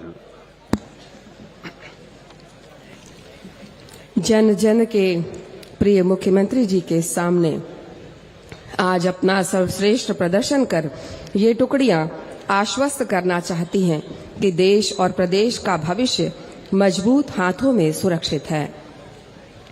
माननीय मुख्यमंत्री जी, आपको अपने बीच पाकर यहाँ मौजूद हजारों लोगों में जो उत्साह और उल्लास है वो बयां करता है कि आपके नेतृत्व में हमारा प्रदेश एक सच्चे लोक कल्याणकारी राज्य के रूप में विश्व के सामने है। जो सुशासन प्रदेश में आज कायम है वो हमें हर तरह की आजादी का विश्वास दिलाता है। आपका हमारे बीच होना स्वतंत्र भारत के एक नवोदित राज्य की उज्जवल भविष्य की गारंटी की तरह है। आपको पूरे देश ने सराहा है।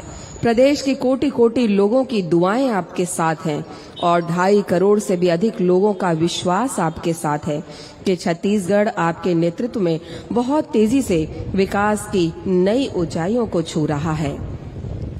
विकास के प्रहरी के रूप में ये बल आपको आश्वस्त करते हैं कि देश और प्रदेश के सर्वांगीण विकास के जो स्वप्न आपने देखे हैं, जो महत्वाकांक्षी योजनाएं व्यापक जन कल्याण के लिए आपने बनाई हैं, उनके रास्ते में कोई भी बाधा नहीं आ पाएगी।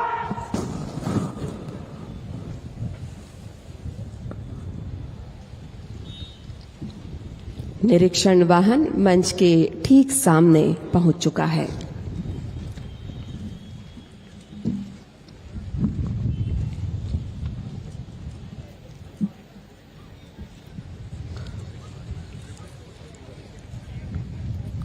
और निरीक्षण वाहन से उतरते ही माननीय मुख्यमंत्री महोदय ने ये 3 रंग के गुब्बारों को स्वच्छंद आकाश में विचरण के लिए छोड़ दिया है।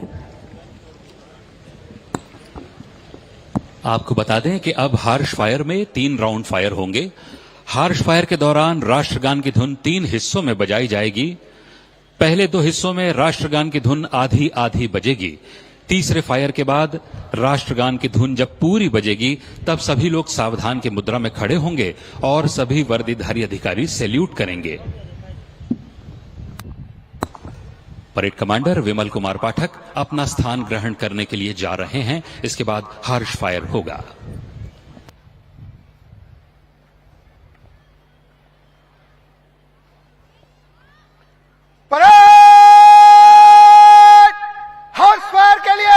अधिकारी और जवान जगह लो।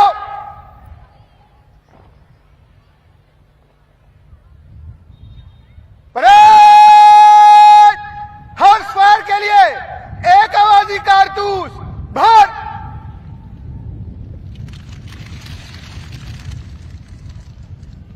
पेश कर।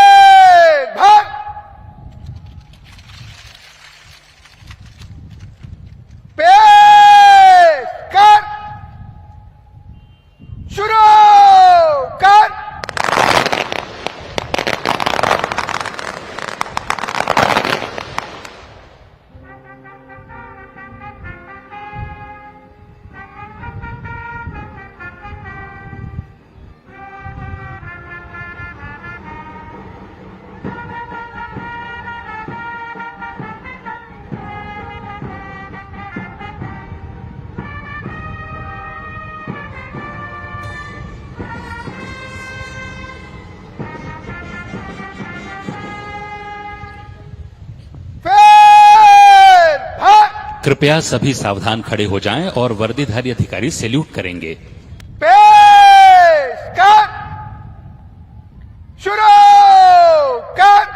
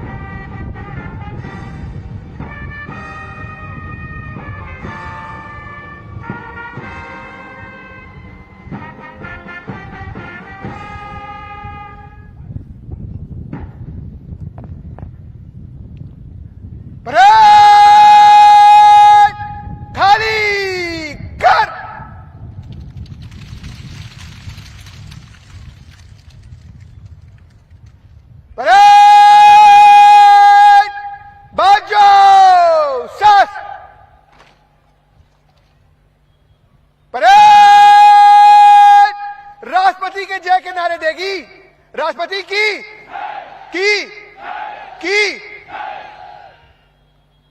परेड। अधिकारी और जवान वापस जगह लो।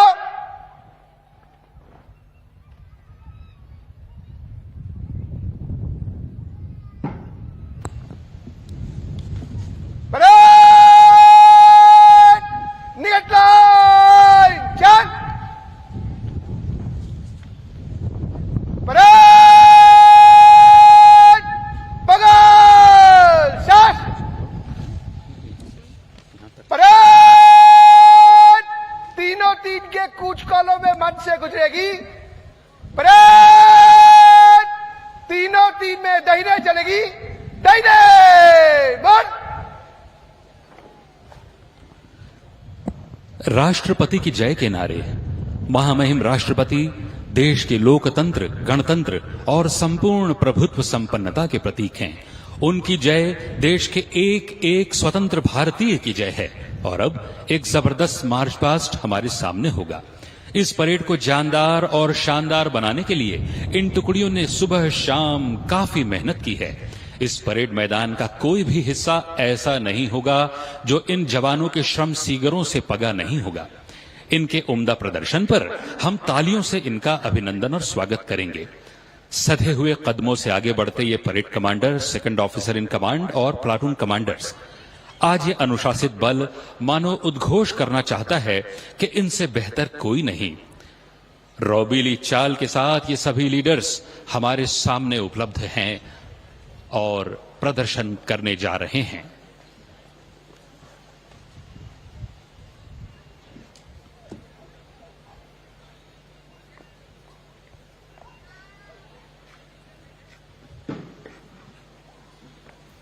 परेड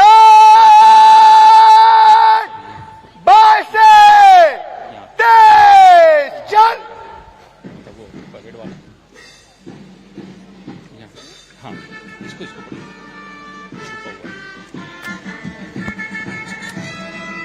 आज दुश्मन देश की सरहदों पर नहीं बल्कि देश के कहीं भीतर तक घुस आया है। सीमा पार के आतंकवादी, हमारे देश में छिपे बैठे देश विरोधी ताकतें किसी भी रूप में, किसी भी वेश में, किसी भी कीमत पर महान भारतवर्ष के लोकतंत्र को नष्ट भ्रष्ट करना चाहते हैं। हमारे गणतंत्र को बंदूक की नली से निकली सत्ता में बदलना चाहते हैं, लेकिन उनके ये नापाक मंसूबे कभी कामयाब नहीं हो सकते। अभी अभी जो गोलियां दागी गई हैं, उनकी गूंज देश के दुश्मनों तक जरूर पहुंचेगी और उन्हें ताकीद करेगी कि वे सुधर जाएं और देश की मुख्य धारा में शामिल हो जाएं, वरना मिटा दिए जाएंगे। ऐसे ही जोश और उमंग से भरे ये प्लाटून और दर्शक दीर्घाओं में बैठे हुए सभी स्कूली छात्र छात्राएं और नागरिकगण, इनका उत्साह आज देखते ही बनता है। कई लोग चाहते हैं कि काश वे भी यहाँ परेड कर सकते, तो आप जरूर परेड कर सकते हैं। अगली दफा आप और ज्यादा मेहनत करें, जैसी मेहनत इन प्लाटूनों ने की है। और आज मार्च पास्ट आप देख रहे हैं इनकी खूबियों के साथ, इनके अनुशासन के साथ। आज जमीन भी मानो इन जवानों के लयबद्ध कदमों को चूमने को बेताब है। 7 आसमानों के पार से इन जवानों के लिए संदेश आया है कि ओ मेरे जवानों, तुम्हें जन्म देने वाली माता धन्य है। धन्य है वो धरती तुम जिसके संरक्षक हो। आसमान भी मानो झुककर जरा पास से इन जवानों का जौहर देखना चाहता है।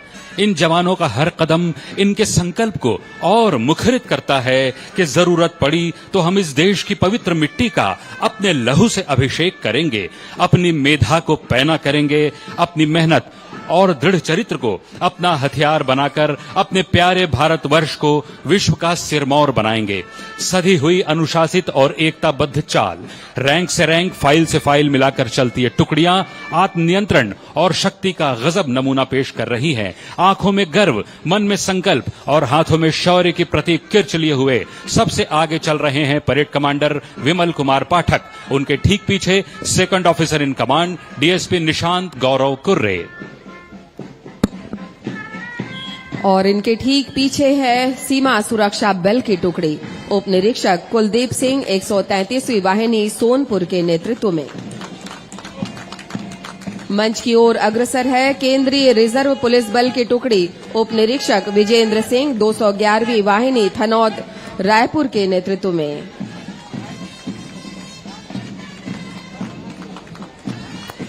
अगले क्रम पर है भारत तिब्बत सीमा पुलिस की टुकड़ी निरीक्षक सुश्री दुर्गू देवी 29वीं वाहिनी छत्तीसगढ़ सशस्त्र बल के नेतृत्व में।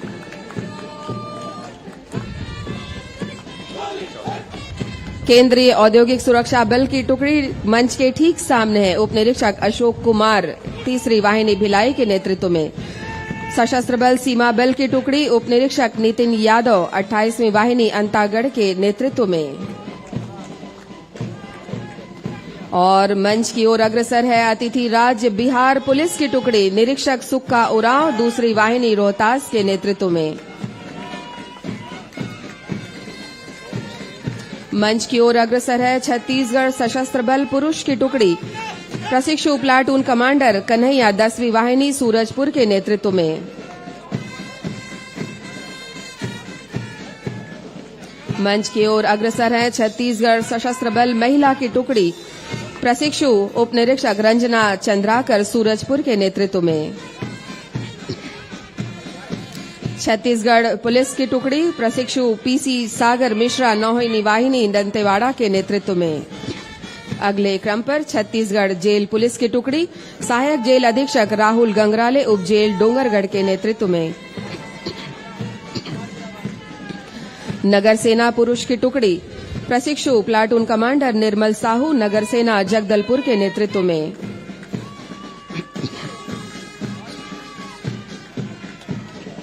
नगर सेना महिला की टुकड़ी प्रशिक्षु उप निरीक्षक रागिनी राय बलौदा बाजार के नेतृत्व में।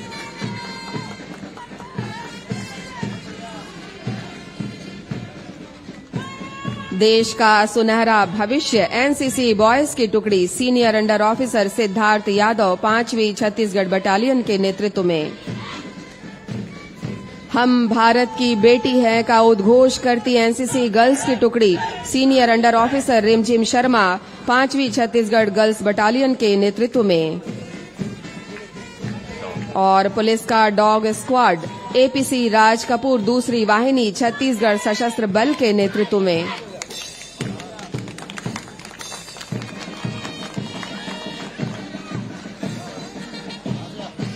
मंच के ठीक समक्ष अग्रसर हो रहा है अश्वारोही दल प्रधान आरक्षक अनिल यादव 3री वाहिनी छत्तीसगढ़ सशस्त्र बल के नेतृत्व में।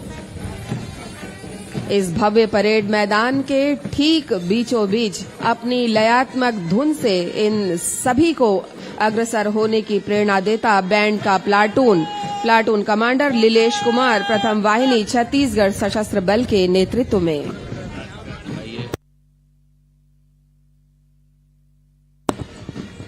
ये बल जनता का बल है। ये हिम्मत, ये शौर्य, ये ताकत, ये इज्जत सभी कुछ इस देश की जनता की ही अमानत है।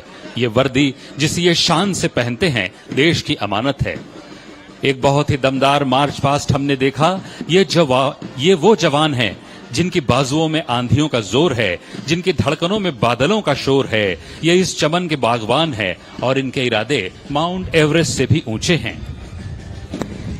इस शानदार और भव्य परेड के प्रभारी हैं श्री विवेकानंद सिन्हा जी अतिरिक्त पुलिस महानिदेशक छत्तीसगढ़ सशस्त्र बल।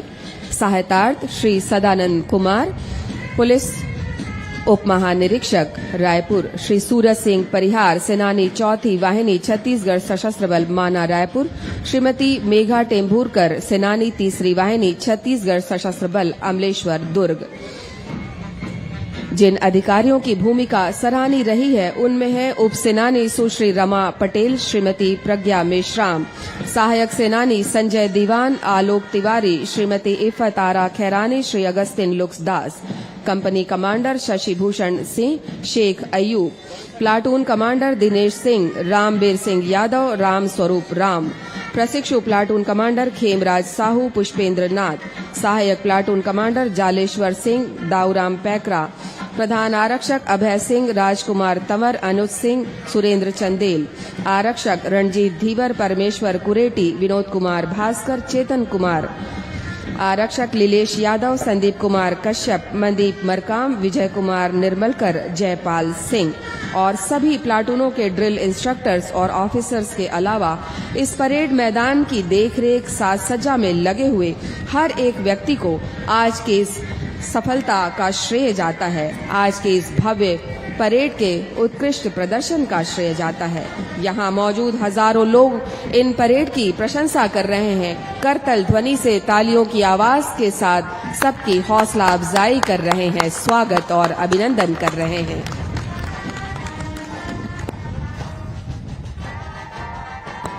सभी टुकड़ियां वापस इंस्पेक्शन लाइन पर पहुंच चुकी है और जारी है कदम ताल। इसके ठीक बाद सज्जा की कार्यवाही होगी, जिससे ड्रेसिंग कवरिंग के जो नुक्स मार्च में रह गए होंगे उन्हें ठीक कर लिया जाएगा।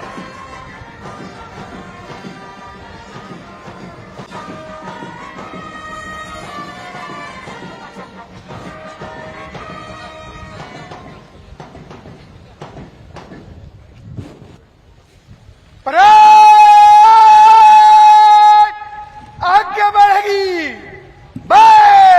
बढ़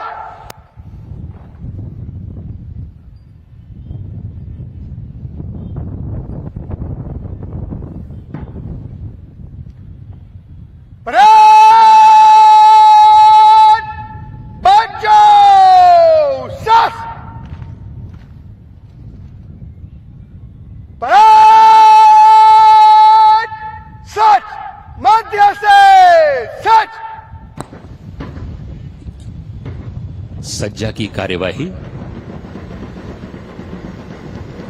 सारे नुक्स ड्रेसिंग और कवरिंग के ठीक हो जाएंगे और परेड फिर से व्यवस्थित हो जाएगी। इसके बाद समीक्षा क्रम में ये परेड आगे बढ़ेगी।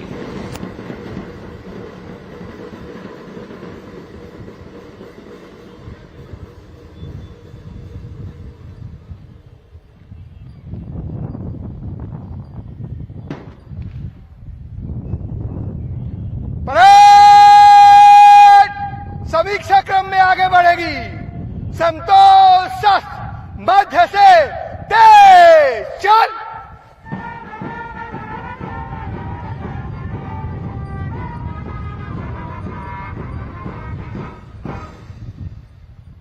परेड सलामी देगी। जनरल सल्यूट, सलामी सास।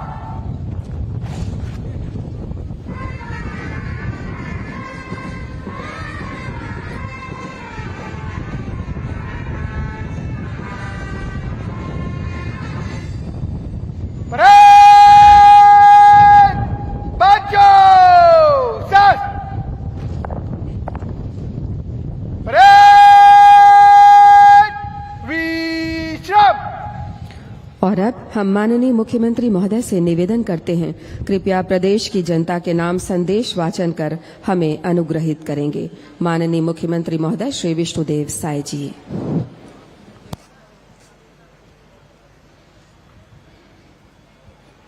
मेरे प्यारे प्रदेशवासियों, जय जोहार। आप सभी को 80वें स्वतंत्रता दिवस की हार्दिक बधाई एवं शुभकामनाएं। स्वतंत्रता दिवस का यह पावन पर्व मां भारती की वंदना का दिन है। आज हम भारत माता के उन सभी महान सपूतों को नमन कर रहे हैं जिन्होंने देश की आजादी के लिए अपना सर्वस्व न्यौछावर कर दिया। आज का दिन देश की एकता, अखंडता की गौरवशाली यात्रा से प्रेरणा लेकर यशस्वी प्रधानमंत्री श्री नरेंद्र मोदी जी के विकसित भारत के संकल्प को मजबूत करने का है। भारत का महान स्वतंत्रता संग्राम महात्मा गांधी, नेताजी सुभाष चंद्र बोस, डॉक्टर भीमराव अंबेडकर, वीर सावरकर सहित असंख्य स्वतंत्रता सेनानियों के त्याग और बलिदान की अमर गाथा है। स्वतंत्रता के इस पावन अवसर पर हम धरती आबा भगवान बिरसा मुंडा, शहीद वीर नारायण सिंह और वीर गुंडाधुर के संघर्ष को श्रद्धापूर्वक नमन करते हैं।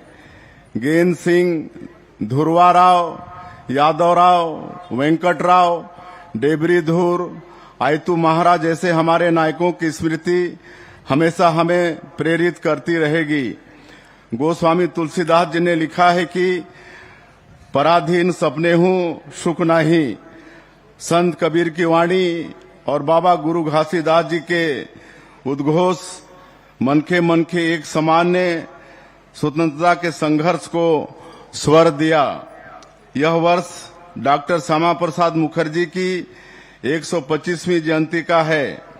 उन्होंने कश्मीर से धारा 370 हटाने के लिए संघर्ष किया था। प्रधानमंत्री श्री नरेंद्र मोदी जी के नेतृत्व में जम्मू कश्मीर से धारा 370 हटाई गई। हमने भी छत्तीसगढ़ में समान नागरिक संहिता लागू करने की दिशा में कदम बढ़ाया है। स्वतंत्रता दिवस की यह वर्षगांठ कई अभूतपूर्व उपलब्धियां लेकर आई है।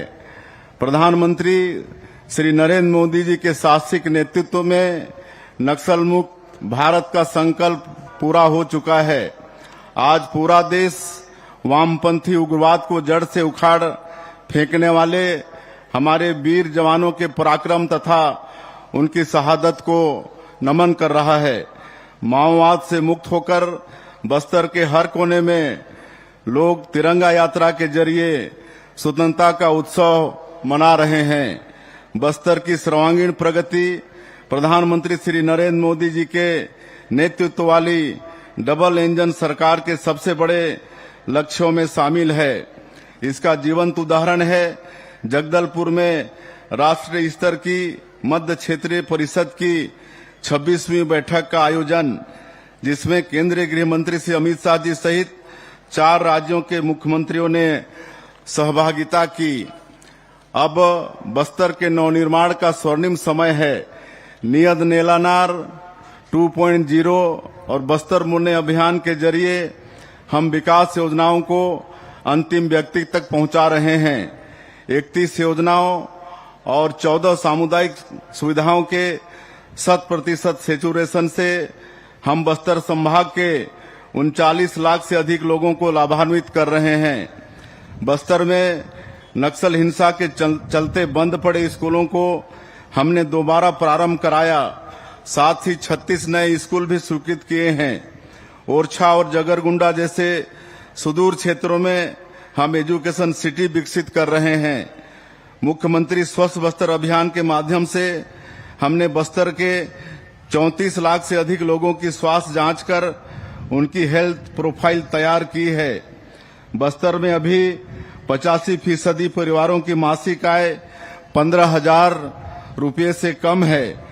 लगभग 10 लाख परिवारों की आय बढ़ाने के लिए 4,824 करोड़ रुपए की आजीविका उन्नयन योजना तैयार की गई है। सुरक्षा कैंप अब सेवा और विकास के केंद्र बन रहे हैं। वीर गुंडाधुर के गांव नेतानार से शुरू हुए सेवा डेरा में नागरिक सुविधाओं के साथ कौशल विकास और उद्यमिता को बढ़ावा दिया जा रहा है।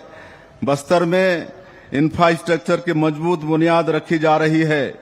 सौर ऊर्जा से ऊर्जीकृत 461 गांवों को ग्रिड आधारित प्रणाली से जोड़ रहे हैं। 234 अंदरूनी बसाहटों को मुख्य सड़क से जोड़ने के लिए हम सड़कें बना रहे हैं। दूरस्थ गांवों में सार्वजनिक परिवहन के लिए हमने मुख्यमंत्री ग्रामीण बस सेवा शुरू की है। इससे बस्तर और सरगुजा संभाग के 814 गांवों को लाभ मिल रहा है। मोदी की गारंटी के प्रभावी क्रियान्वयन से सबका साथ, सबका विकास, सबका विश्वास, सबका प्रयास की भावना के अनुरूप हर वर्ग के जीवन में समृद्धि आई है। अन्नदाता हमारे भाग्य विधाता हैं। उनका सुख, समृद्धि और सम्मान हमारी सर्वोच्च प्राथमिकता है।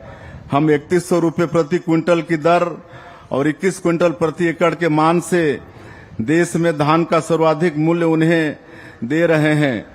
कृषक उन्नति योजना के तहत एक मुश्त राशि का भुगतान हमने अन्नदाताओं को होली के पहले ही करा दिया था। हम फसल विविधता को प्रोत्साहित कर रहे हैं। कृषक उन्नति योजना के तहत धान के बदले दलहन, तिलहन, मक्का, कोदो, कुटकी, रागी आदि फसल लेने पर 15,000 रुपये प्रति एकड़ की आदान सहायता देने का निर्णय हमने लिया है। किसान भाइयों को समय पर खाद बीज उपलब्ध कराने हमने सर्वोच्च प्राथमिकता से कार्य किया है। वैश्विक अनिश्चितताओं के कारण उर्वरक आपूर्ति प्रभावित होने के बावजूद हमने छत्तीसगढ़ में खाद का संकट उत्पन्न नहीं होने दिया। प्रधानमंत्री जी की सहकार से समृद्धि की संकल्पना अनुरूप हमने प्रदेश के 2028 पैक्स का कंप्यूटरीकरण कर लिया है। इनमें से 1988 पैक्स कॉमन सर्विस सेंटर के रूप में भी सेवाएं दे रहे हैं। श्रद्धेय अटल जी की नदियों को जोड़कर पानी की हर बूंद बचाने की सोच को आगे बढ़ाते हुए हमने सिकासार कोडार नहर लिंकिंग परियोजना के लिए 3,047 करोड़ रुपए की प्रशासकीय स्वीकृति दी है। प्रदेश में सिंचाई का दायरा बढ़ाने के लिए हमने 11,000 करोड़ रुपए से अधिक की मंजूरी दी है। बंद पड़ी सिंचाई योजना का अटल सिंचाई योजना के माध्यम से पुनरुद्धार कर रहे हैं। इंद्रावती नदी पर 2,000 करोड़ रुपए की लागत से मटनार और देउर गांव बैराज बनाए जाएंगे, जिससे 32,000 हेक्टेयर क्षेत्र में सिंचाई सुविधा मिलेगी। तेंदुपत्ता संग्राहकों को हम 5,500 रुपए प्रति मानक बोरा की दर से पारिश्रमिक दे रहे हैं। हमने तेंदुपत्ता संग्राहकों के लिए चरण पादुका योजना पुनः प्रारंभ की है। सुशासन त्योहार के दौरान मुझे ग्रामीणों ने गृह प्रवेश में आमंत्रित किया। हमने उनके सपने को पूरा किया है। उनके चेहरे की मुस्कान हमारे सबसे बड़ी उपलब्धि है। मोदी जी की गारंटी के तहत सबको आवास देने के संकल्प को पूरा करने हम एक दिन भी नहीं रुके। कैबिनेट की पहले ही बैठक में 18 लाख आवास स्वीकृत करने के बाद अब तक 24,50,000 घर स्वीकृत कर चुके हैं। प्रदेश में हर दिन औसतन 1,600 घर बनाए जा रहे हैं। देश के निर्धन परिवारों को समर्पित प्रधानमंत्री गरीब कल्याण अन्न योजना एवं मुख्यमंत्री खाद्यान्न सहायता योजना के माध्यम से 73 लाख परिवारों को निःशुल्क खाद्यान्न उपलब्ध कराया जा रहा है। हमें माता बहनों का भरपूर आशीर्वाद मिल रहा है। महतारी बंधन योजना के माध्यम से 70 लाख हितग्राही महिलाओं के खाते में अब तक 19,444 करोड़ रुपए भेजे जा चुके हैं। इससे वे अपनी और बच्चों की छोटी छोटी जरूरतें पूरे करने के लिए आत्मनिर्भर हैं। जब प्रधानमंत्री जी ने सेवा तीर्थ में प्रवेश किया तब उन्होंने देश के समक्ष 6 करोड़ लखपति दीदी बनाने का लक्ष्य रखा था। मुझे खुशी है कि राज्य में 13,85,000 महिलाएं लखपति दीदी बन चुकी हैं। प्रधानमंत्री श्री नरेंद्र मोदी जी की पीएम जनमन योजना से 56,000 से अधिक पीबीटीजी परिवारों तक बुनियादी सुविधाएं पहुंची हैं। 6,691 जनजातीय बहुल गांव में धरती आबा जनजातीय ग्राम उत्कर्ष अभियान का लाभ पहुंच रहा है। प्रधानमंत्री ग्राम सड़क योजना से पिछले 2.5 सालों में जनजातीय क्षेत्रों में 93 सड़कों का निर्माण पूरा किया गया, जो कई सालों से अधूरी थी। पीएम जनमन योजना से 1788 किलोमीटर लंबी सड़कों का निर्माण पूरा हुआ है, जो देश में सर्वाधिक है। वनाधिकार पत्र प्रदान करने में छत्तीसगढ़ देश में अग्रणी है। वारिसों के पट्टों के नामांतरण की प्रक्रिया हमने आरंभ की है। पेशा कानून के प्रभावी क्रियान्वयन के लिए हमने टास्क फोर्स का गठन किया है। अवैध धर्मांतरण हमारे समाज, विशेष रूप से जनजातीय संस्कृति व सामाजिक ताने बाने के लिए एक गंभीर चुनौती है। हमने इस पर रोक लगाने छत्तीसगढ़ धर्म स्वातंत्र कानून लागू किया है। स्वामी विवेकानंद कहते थे कि मुझे 100 ऊर्जावान युवा दे दीजिए, मैं भारत का रूपांतरण कर दूंगा। यह कथन युवा शक्ति पर उनके अटूट विश्वास को व्यक्त करता है। विकसित छत्तीसगढ़ के निर्माण में युवाओं की भागीदारी बढ़ाने के लिए हम रोजगार से लेकर नवाचार तक अवसरों के नए द्वार खोल रहे हैं। प्रतियोगी परीक्षाओं में पूर्ण पारदर्शिता सुनिश्चित करने हेतु हमने ऐतिहासिक सुधार किए हैं।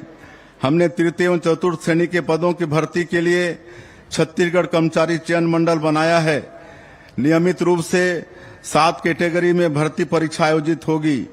परीक्षा में अनुचित साधनों तथा नकल को रोकने के लिए हमने विधानसभा में सख्त कानून पारित किया है। हमने पुलिस में 7,000 युवाओं की भर्ती की है। हमने छत्तीसगढ़ कर्मचारी चयन मंडल के माध्यम से शिक्षक एवं सहायक शिक्षकों के 3,946 पदों पर भर्ती की प्रक्रिया शुरू की है। बिजली कंपनियों में 1,235 पदों पर अब तक की सबसे बड़ी भर्ती की जा रही है। हमारे एकलव्य एवं प्रयास आवासीय विद्यालय के बच्चे इस वर्ष नीट परीक्षा में बड़ी संख्या में सफल हुए हैं। NEET, JEE, CLAT, railway, SSC, banking, PSC तथा यूपीएससी परीक्षाओं की तैयारी के लिए सहयोग देने हम CG assistant for competitive exam योजना आरंभ कर रहे हैं। हमने अग्निवीरों के रोजगार के लिए बड़ा निर्णय लिया है। 4 वर्ष की सैन्य सेवा पूरी करने वाले छत्तीसगढ़ के अग्निवीरों को पुलिस आरक्षक, वनरक्षक और जेल प्रहरी की सीधी भर्ती में 10% आरक्षण दिया जाएगा। हमारी नई औद्योगिक नीति युवाओं के लिए रोजगार एवं उद्यमशीलता के नए द्वार खोल रही है। नई नीति में कोर सेक्टर के साथ ही इमर्जिंग सेक्टर को भी विशेष प्रोत्साहन दिया गया है। इसका लाभ युवाओं तक पहुंचाने हम पीएम सेतु के तहत 30 आईटीआई का उन्नयन कर रहे हैं। वर्षा काल के बाद हम जिला और प्रदेश स्तर पर रोजगार मेलों का आयोजन करेंगे। छत्तीसगढ़ स्टार्टअप प्रोत्साहन नीति के तहत युवाओं के नवाचारों को प्रोत्साहित करने के लिए हमने 100 करोड़ रुपए का स्टार्टअप फंड बनाया है। हमारी शैक्षणिक संस्थाएं नए विचारों को प्रोत्साहित करें, नए जमाने के अनुरूप युवाओं को तैयार करें। इसके लिए हमने राष्ट्रीय शिक्षा नीति को अपनाया है। प्रदेश में forensic university, campus, NEET, NIELIT जैसे संस्थान हम लेकर आए हैं।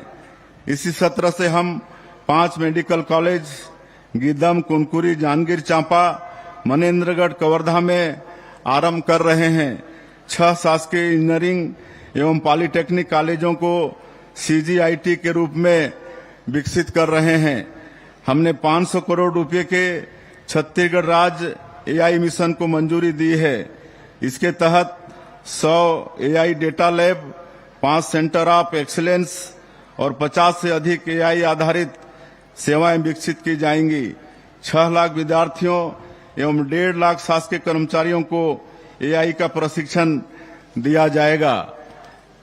वैश्विक मंच पर हमारे राज्य के खिलाड़ी तिरंगा लहरा सकें, इसके लिए हम खेल अधोसंरचना का कायाकल्प कर रहे हैं तथा मुख्यमंत्री खेल उत्कर्ष मिशन शुरू कर रहे हैं। ग्लासगो राष्ट्रमंडल खेलों में रजत पदक जीतकर देश का गौरव बढ़ाने वाली छत्तीसगढ़ की बेटी ज्ञानेश्वरी यादव को हमने डीएसपी के पद पर पदोन्नत करने तथा 30 लाख रुपए की सम्मान राशि देने का निर्णय लिया है। हमने राज्य के 156 उत्कृष्ट खिलाड़ियों के लिए शासकीय सेवा के दरवाजे खोल दिए हैं। देश के पहले खेलो इंडिया टेबल गेम्स की मेजबानी हमें मिली। बढ़िया खेल हुए और तय हुआ कि अगले साल छत्तीसगढ़ में ही इन खेलों का आयोजन होगा।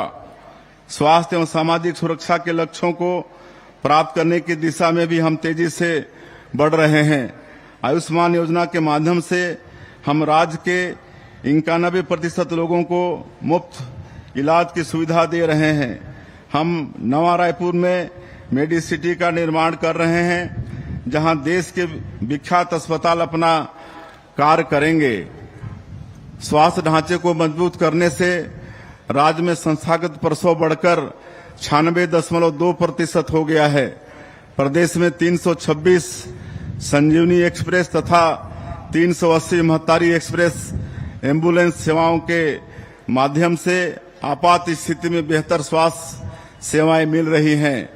उद्योगों की सुगमता के लिए हमने ईज ऑफ डूइंग बिजनेस विधेयक पास किया है। हमने one click single window system लागू किया है, जिससे आवश्यक अनुमतियां पोर्टल के माध्यम से तय समय में मिल रही हैं। जन विश्वास अधिनियम के लागू होने से कारोबार अब आसान हो गया है। नई औद्योगिक नीति के माध्यम से निवेशकों को आकर्षित करने हमने देश दुनिया में इन्वेस्टर कनेक्ट आयोजित किए हैं। इसमें हमें अब तक 8,23,000 करोड़ रुपए के निवेश प्रस्ताव प्राप्त हुए हैं। इससे 1,74,000 रोजगार के अवसर पैदा होने की उम्मीद है। इस नीति के माध्यम से टेक्सटाइल जैसे बड़े पैमाने पर रोजगार देने वाले क्षेत्रों में निवेश हो रहा है। नवा रायपुर में प्रदेश की पहली गारमेंट इकाई स्विफ्ट टेक्सटाइल का भूमि पूजन हुआ है। इससे 4600 से अधिक युवाओं को रोजगार मिल सकेगा। मुंगेली में भारत अर्थ मूवर्स लिमिटेड का प्लांट स्थापित किया जाएगा। हम प्रदेश में 23 नए औद्योगिक क्षेत्र स्थापित करने जा रहे हैं। हम राजनांदगांव में इलेक्ट्रॉनिक मैन्युफैक्चरिंग क्लस्टर 2.0, नवा रायपुर में फर्नीचर क्लस्टर तथा जांजगीर चांपा एवं राजनांदगांव में स्मार्ट इंडस्ट्रियल पार्क बनाने की दिशा में आगे बढ़ रहे हैं। हम देश का पहला AI SEZ बना रहे हैं। साथ ही AI डेटा सेंटर भी स्थापित हो रहा है। रायपुर, नवा रायपुर, दुर्ग, भिलाई को लेकर हमने स्टेट कैपिटल रीजन बनाया है। भविष्य की ऊर्जा जरूरतों को पूरा करने के लिए उत्पादन, पारेषण और वितरण तीनों ही मोर्चों पर हम दीर्घकालिक रणनीति बनाकर काम कर रहे हैं। हमने एनर्जी समिट किया, जिसमें 3,50,000 करोड़ रुपए से अधिक के निवेश प्रस्ताव प्राप्त हुए हैं, जिन पर काम हो रहा है। आर्थिक कठिनाई के कारण कोरोना काल में बहुत से उपभोक्ता बिजली बिल का भुगतान नहीं कर पाए थे। हमने मुख्यमंत्री बिजली बिल भुगतान समाधान योजना के माध्यम से 12 लाख से अधिक उपभोक्ताओं का 910 करोड़ रुपए का सरचार्ज माफ किया है। पावर ट्रांसमिशन कंपनी के ढांचागत विस्तार तथा आधुनिक तकनीक को अपनाने हमने IPO लाने का निर्णय लिया है। प्रदेश के 90,000 से अधिक उपभोक्ता प्रधानमंत्री सूर्य घर मुफ्त बिजली योजना का लाभ ले रहे हैं। केंद्र के साथ ही हमारी सरकार द्वारा भी सब्सिडी देने से यह योजना और भी आकर्षक हो गई है। भारतमाला सड़कें हमें देश के प्रमुख व्यापारिक केंद्रों से जोड़ रही हैं। रायपुर विशाखापट्टनम एक्सप्रेसवे और रायपुर धनबाद इकोनॉमिक कॉरिडोर प्रदेश के विकास को नई ऊंचाई देगी। रावघाट जगदलपुर जैसे रेल नेटवर्क पर काम होने से बस्तर तेजी से प्रगति की दिशा में बढ़ेगा। CG वायु योजना के माध्यम से हम प्रदेश के सभी प्रमुख हवाई अड्डों में हवाई सेवा का विस्तार कर रहे हैं।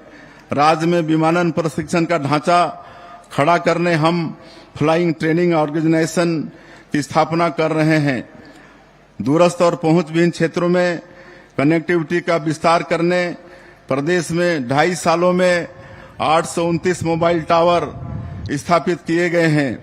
भारत नेट 3.0 योजना के माध्यम से 5,659 ग्राम पंचायतों को हाई स्पीड इंटरनेट से जोड़ा जाएगा।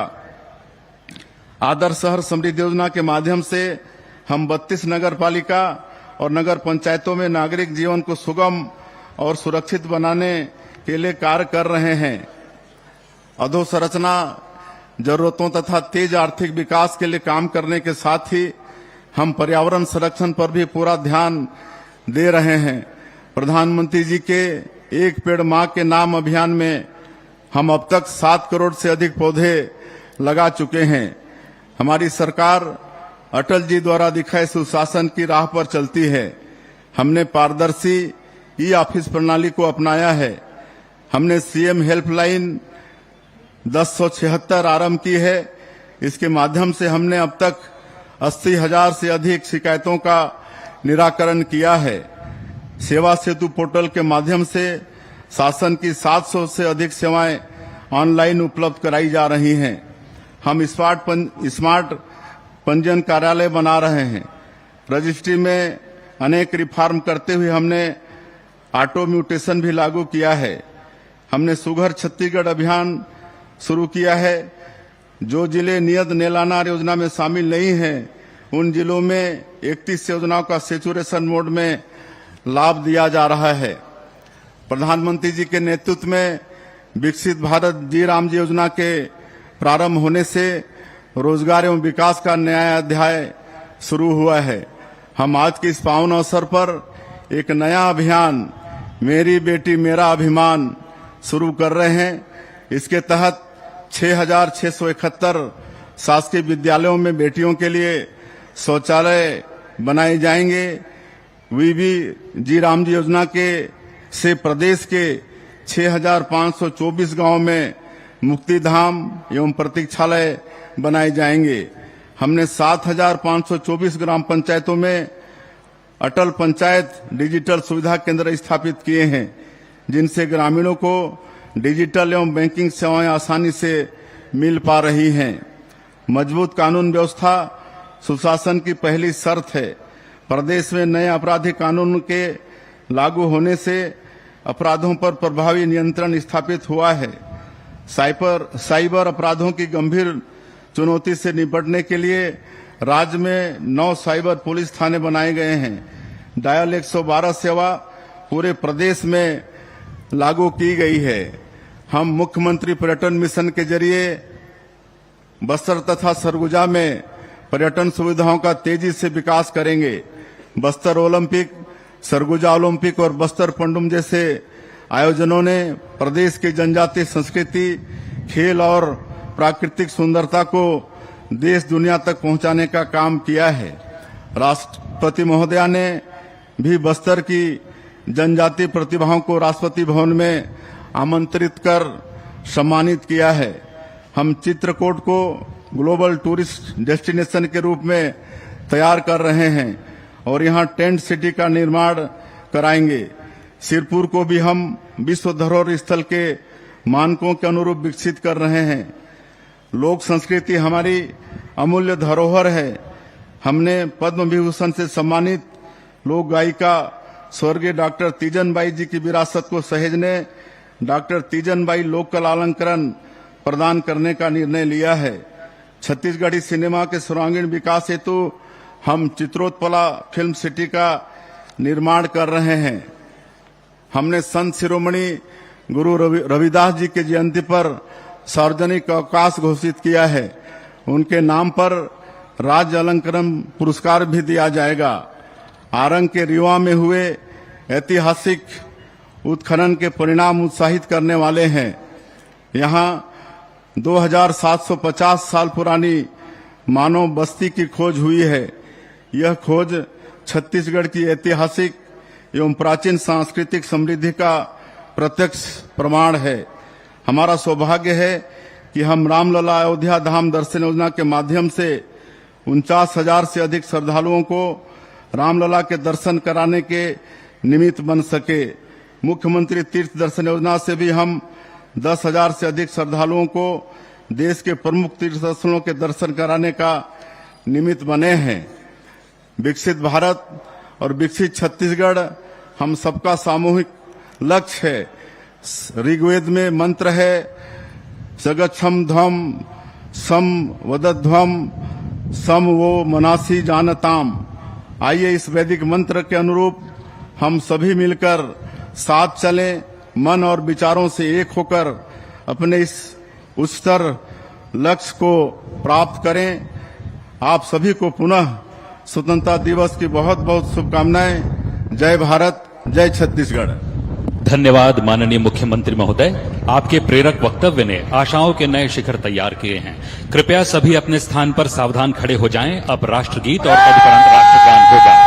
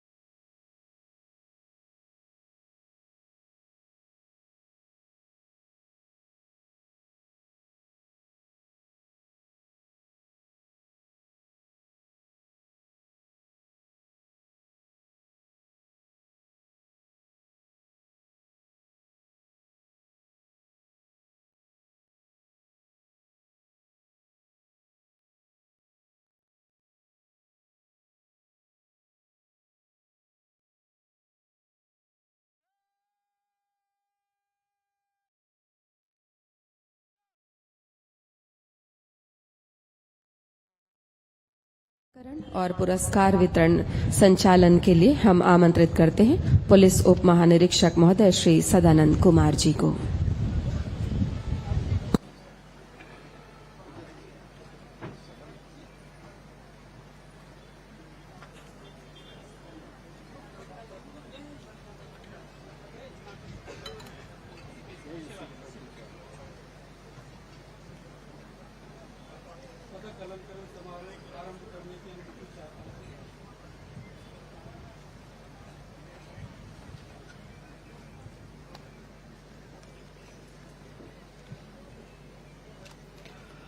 विशिष्ट सेवा हेतु राष्ट्रपति का पुलिस पदक 2026 निम्नांकित अधिकारी को विशिष्ट सेवाओं के लिए राष्ट्रपति के विशिष्ट सेवा पदक से अलंकृत किया जा रहा है। श्री रामतार सिंह राजपूत, सहायक उप निरीक्षक, रक्षित केंद्र, जिला धमतरी।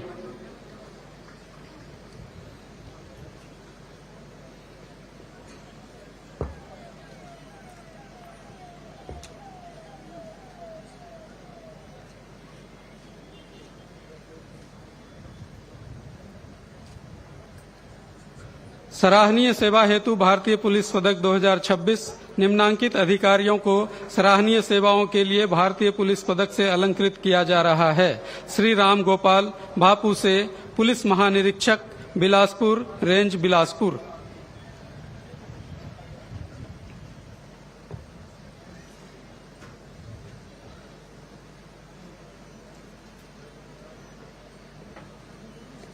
श्री शशि मोहन सिंह भापू से वरिष्ठ पुलिस अधीक्षक, जिला रायगढ़।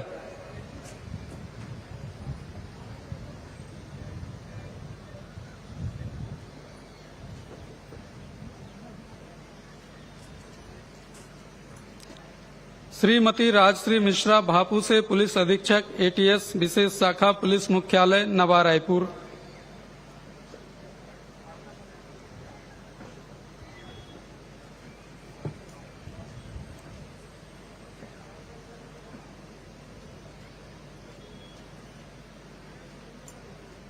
श्रीमती श्वेता श्रीवास्तव सिन्हा भापू से पुलिस अधीक्षक, रायपुर ग्रामीण।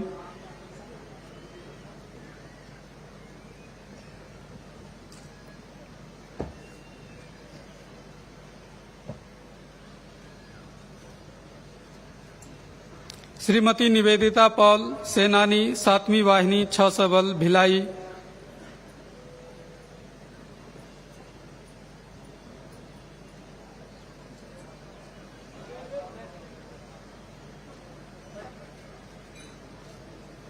श्रीमती मनीषा ठाकुर रावटे, सेनानी, 20वीं वाहिनी, 6 सबल, महासमुंद।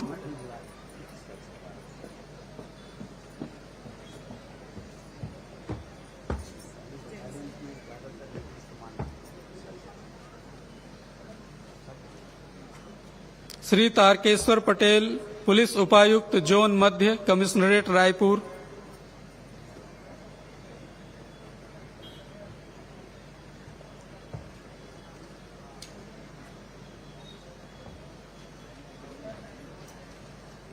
सुश्री उनेजा खातून अंसारी, अतिरिक्त पुलिस अधीक्षक, विशेष आसूचना शाखा, पुलिस मुख्यालय, नवा रायपुर।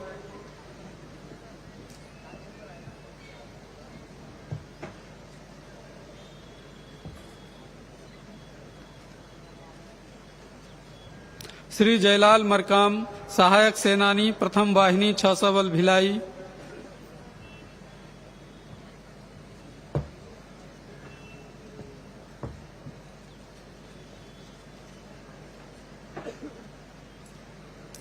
श्री हजारीलाल साहू, प्लाटून कमांडर, 20वीं वाहिनी, 6 सबल, महासमुंद।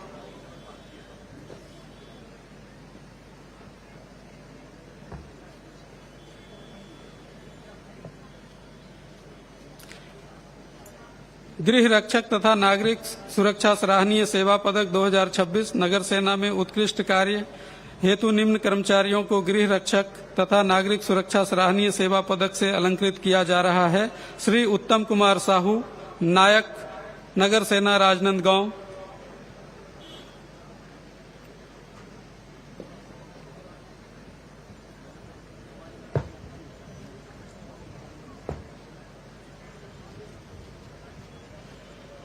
श्री जगेश्वर कुमार धीवर, लांस नायक, नगर सेना रायपुर।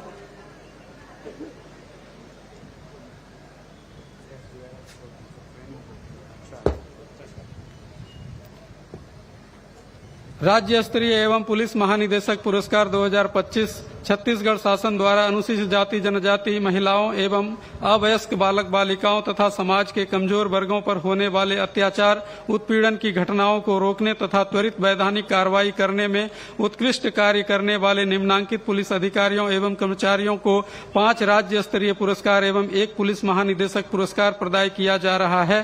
गुरु घासीदास पुरस्कार श्री रामेश्वर प्रसाद यादव, सहायक उप निरीक्षक, जिला जांजगीर चांपा।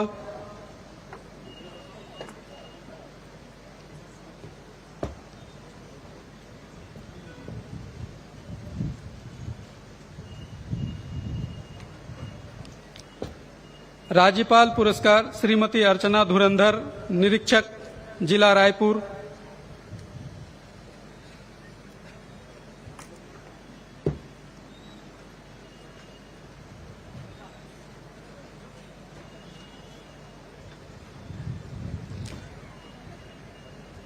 मुख्यमंत्री पुरस्कार सुश्री निशा सिन्हा, अनुविभागीय अधिकारी पुलिस, जिला गरियाबंद।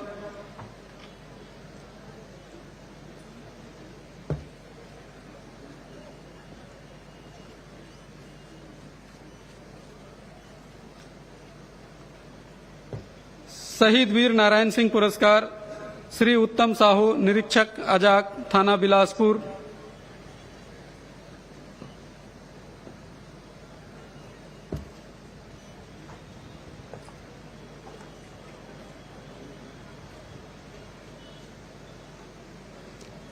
रानी सुबरन कुंवर पुरस्कार श्रीमती अर्चना धुरंधर, निरीक्षक, जिला रायपुर।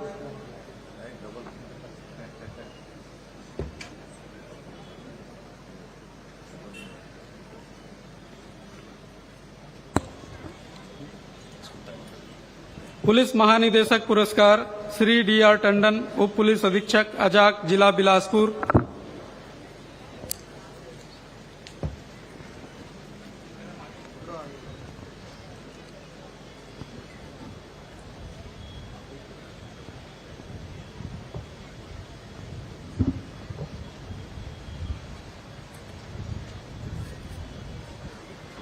पुरस्कार वितरण एवं पदक अलंकरण समारोह संपन्न हुआ। धन्यवाद माननीय मुख्यमंत्री महोदय।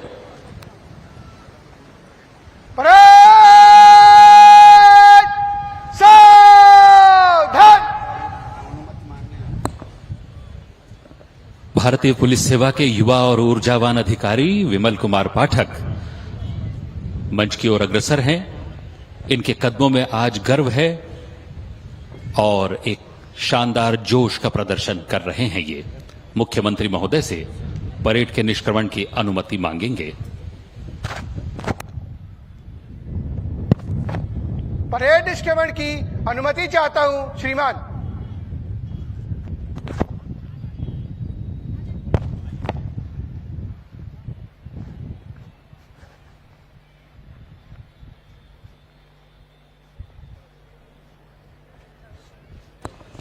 माननीय मुख्यमंत्री महोदय से परेड के निष्क्रमण की अनुमति प्राप्त करने के बाद परेड कमांडर विमल कुमार पाठक अपना स्थान लेने जा रहे हैं। इनके निर्देश पर परेड के 2IC DSP Nishant Gaurav Kurre parade 2IC parade को कूच कर।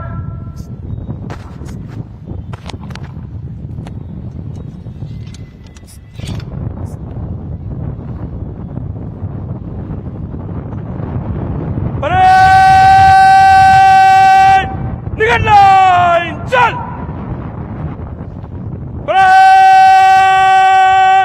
बगल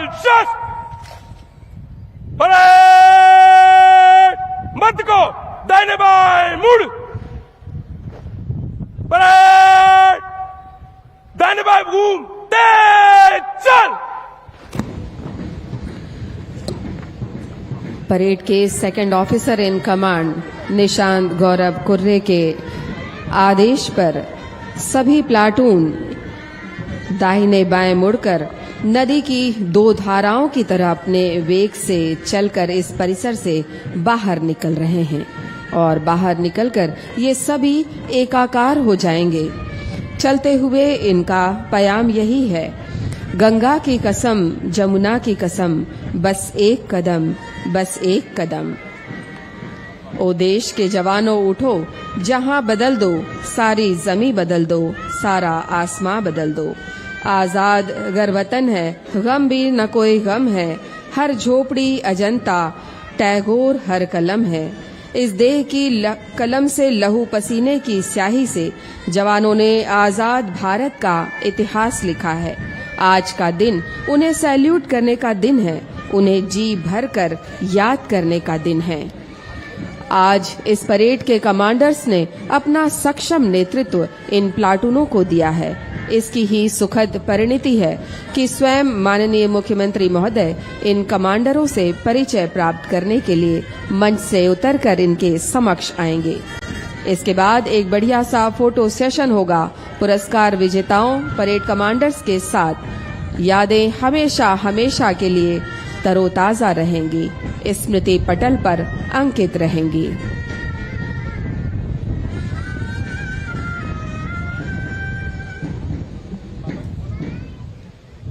कमांडर सावधान। बहुत ही गर्व का क्षण और एक यादगार दिन। सैल्यूट। स्वयं माननीय मुख्यमंत्री महोदय इनका परेड कमांडर्स का परिचय प्राप्त कर रहे हैं। Parade 2 IC Nishant Kurre sir. Platoon commander Kuldeep Singh BSF sir. Platoon commander Vijendra Singh CRPF sir.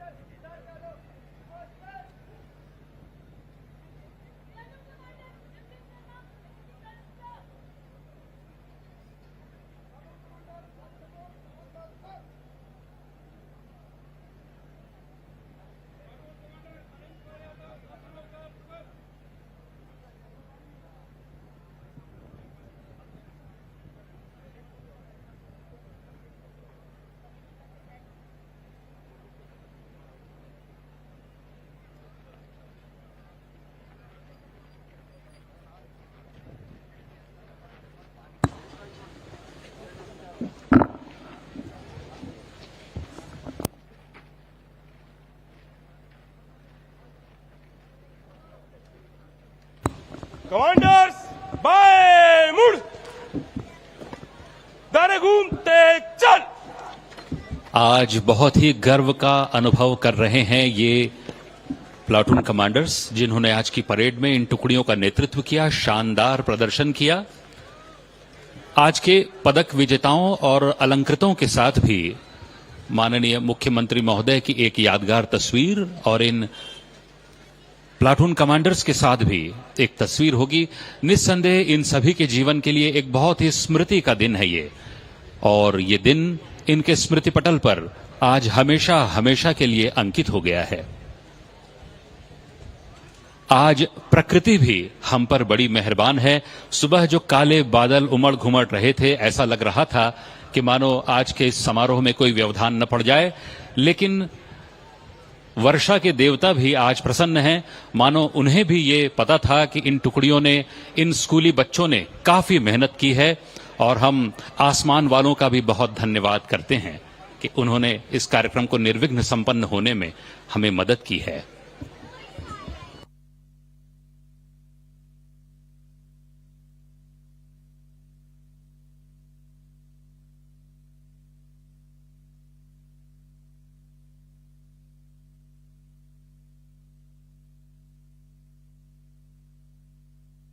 और जैसा कि आप देख सकते हैं, मंच की बाईं ओर अश्वारोही दल तैयारी कर रहा है।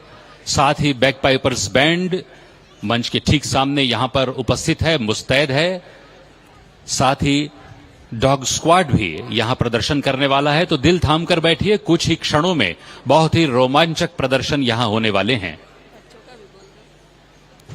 ईद के बाद स्कूली छात्र छात्राओं की रंगारंग प्रस्तुतियां होंगी, जिससे आज का उल्लास 1000 गुना बढ़ जाएगा।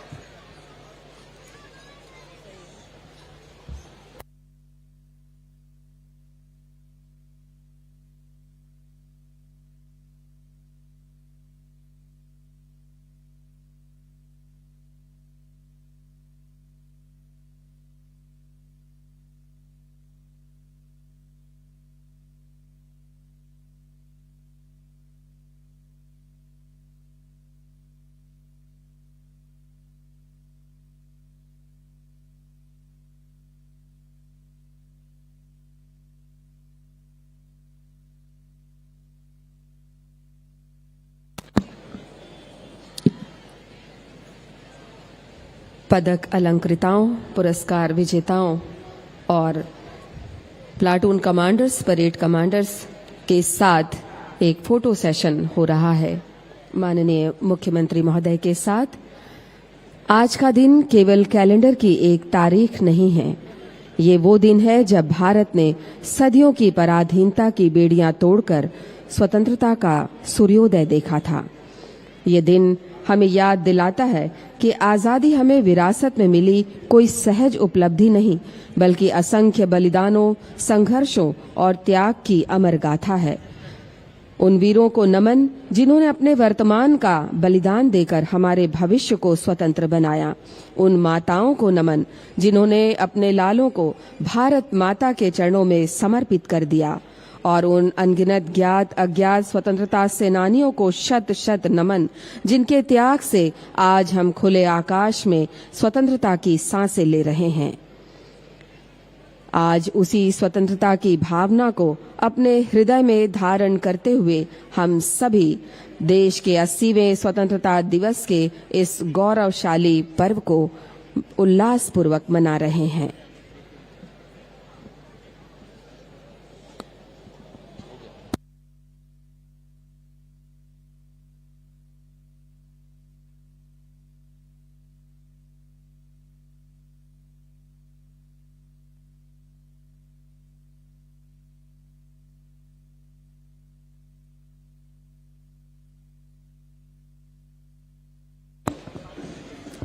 कुछ ही क्षणों में बैकपाइपर बैंड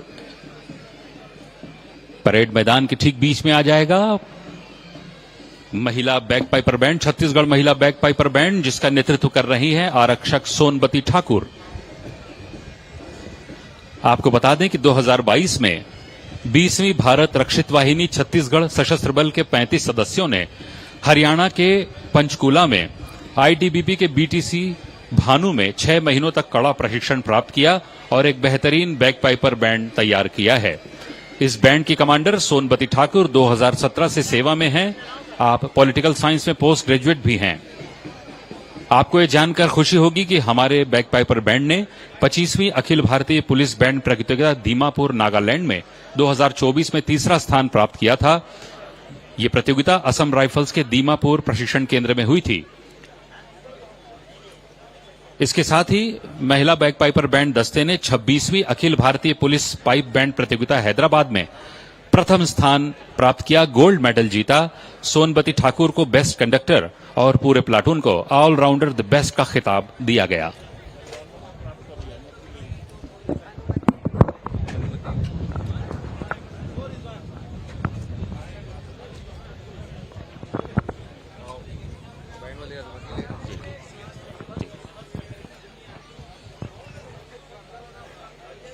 महिला बैकपाइपर बैंड की कमांडर आरक्षक सोनबती ठाकुर, अभी उन्होंने माननीय मुख्यमंत्री महोदय से अपना प्रदर्शन चालू करने की अनुमति प्राप्त की है और माननीय मुख्यमंत्री महोदय ने उन्हें अनुमति प्रदान की है।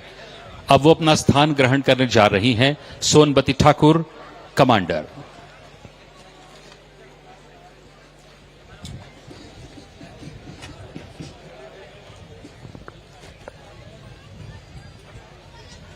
अपने हाथों में सेरेमोनियम मेस लिए बैंड को निर्देशित करती सोनबती ठाकुर और उनके ये बैंड के सदस्य बेस, टेनर, साइड ड्रम और बैक पाइपर जैसे वाद्य यंत्र लिए हुए।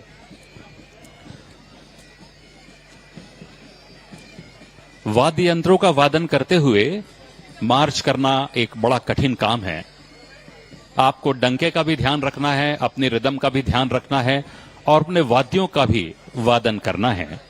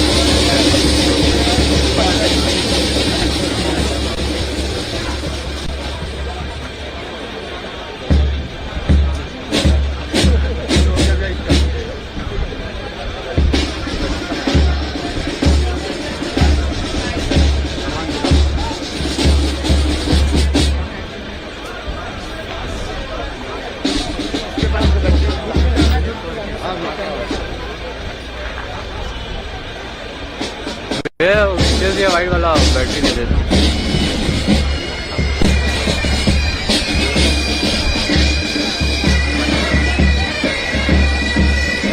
भी है वाइट वाला।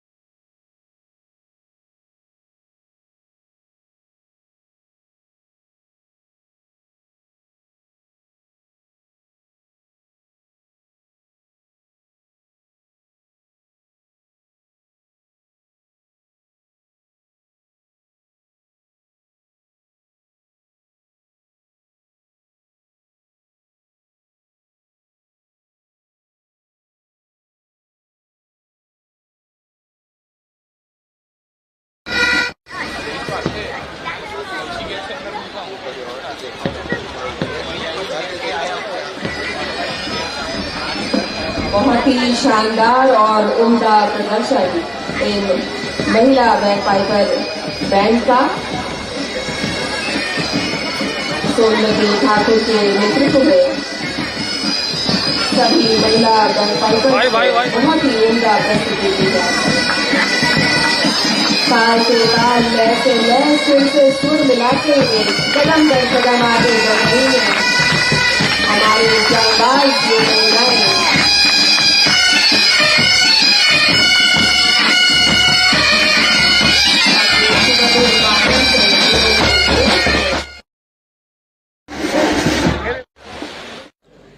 और अब इस भव्य मैदान पर पुलिस अश्वारोही दल के प्रदर्शन की बारी है। इस दल का नेतृत्व कर रहे हैं प्रधान आरक्षक अनिल यादव।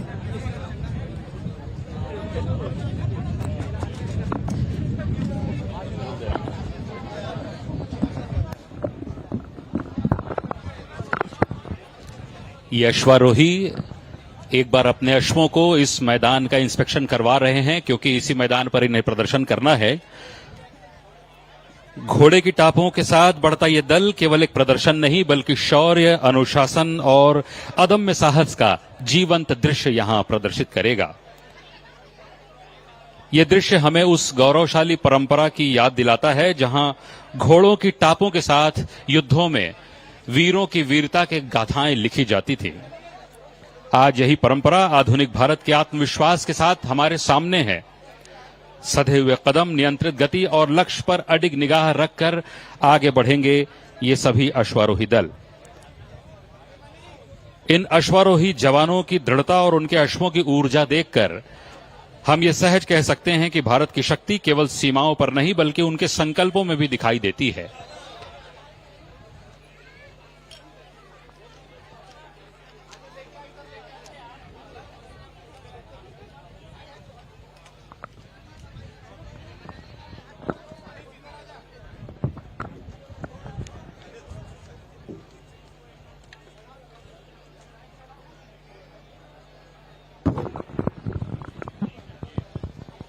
ये है फ्लैग मार्च। आरक्षक 75 धनेश्वर कंवर अश्व अदित्रि पर स्टैंडिंग सैल्यूट। आरक्षक अजय कुमार यादव अश्व आभा पर। नेजाबंदी या टेंट पैगिंग प्रदर्शन कर रहे हैं ओम प्रकाश यादव अश्व शक्ति पर।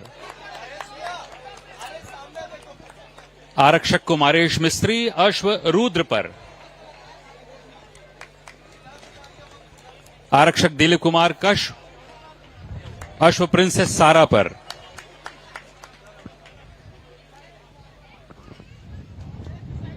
पुराने जमानों में अपने दुश्मनों के टेंट्स को, उनके खेमों को बर्बाद करने के लिए इस नेजाबंदी का इस्तेमाल किया जाता था।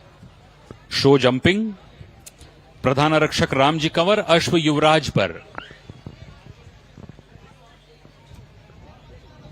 आरक्षक विक्रम सिंह कुशवाहा अश्व अवनी पर, आरक्षक टोमन साहू अश्व जूही पर और आरक्षक निर्मल कुमार वर्मा अश्व ओजस पर होंगे।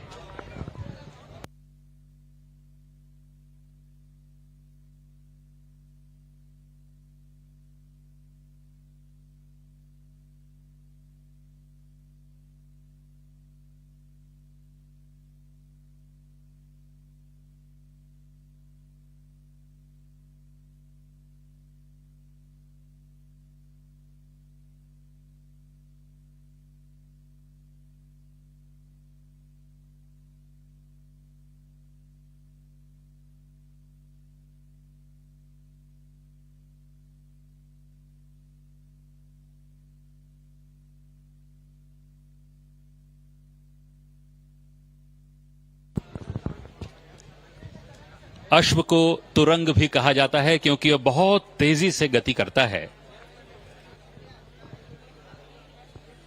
और इसे वाजी भी कहा जाता है क्योंकि यह अपने सवार के लिए जान की बाजी भी लगा देता है। महाराणा प्रताप के अश्व चेतक की आपको स्मृति होगी। द्रुत गति से यह सभी अश्वारोही दौड़ेंगे इस मैदान पर, हाथों में अपना हमारा प्यारा तिरंगा लिए हुए, और ये प्रदर्शित करेंगे सम्मान देश के राष्ट्रीय ध्वज के प्रति।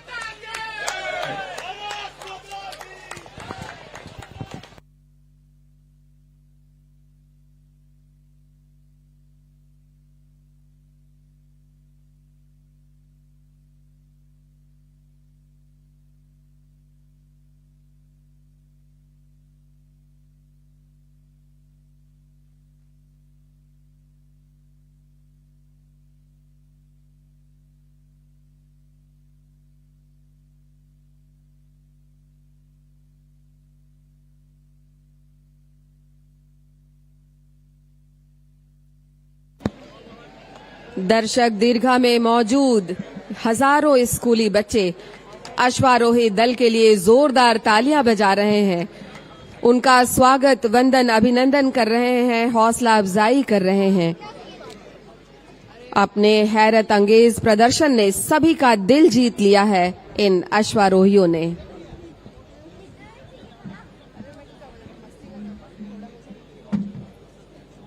और इसके बाद पुलिस श्वान दल का प्रदर्शन होगा। प्रभारी dog squad APC Raj Kapoor के नेतृत्व और मार्गदर्शन में प्रशिक्षित पुलिस डॉग्स द्वारा अपनी दक्षता, अनुशासन, साहस, घ्राण शक्ति और हैंडलर के निर्देशों के प्रति उत्कृष्ट प्रतिक्रिया का प्रदर्शन किया जाएगा। बताओगे क्या? अभिवादन कर रहे हैं क्या? माननीय मुख्यमंत्री महोदय को अभिवादन देने के लिए सभी अग्रसर हैं। उनके समक्ष में डॉग स्क्वाड प्रभारी एपीसी राज कपूर के नेतृत्व में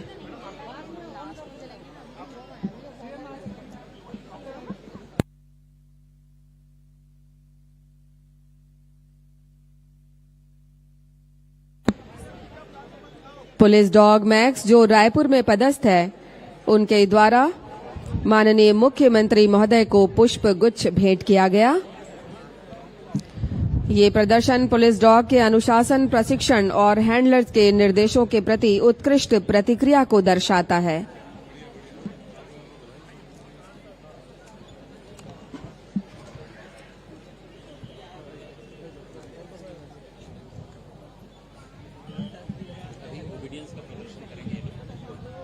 इसके बाद ये सभी श्वान ओबीडियंस का प्रदर्शन करेंगे। कमल के फूल की आकृति ये बनाएंगे और ये आकृति इन्होंने बना ली है। जोरदार तालियां।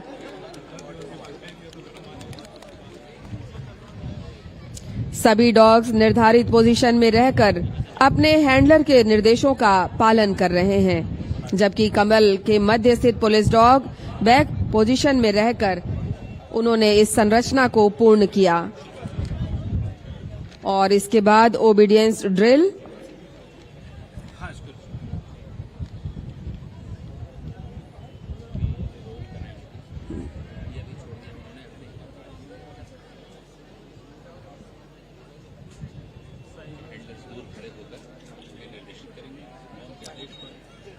सभी श्वानों के हैंडलर कुछ दूरी बना ली है इन्होंने इन श्वानों से, और अब ये निर्देश देंगे और ये सभी श्वान उनके निर्देशों का पालन करेंगे। और अभी ये जो प्रक्रिया है ये रेस्ट की प्रक्रिया है, और सिट के निर्देश के साथ ही इन सभी श्वानों ने पालन किया।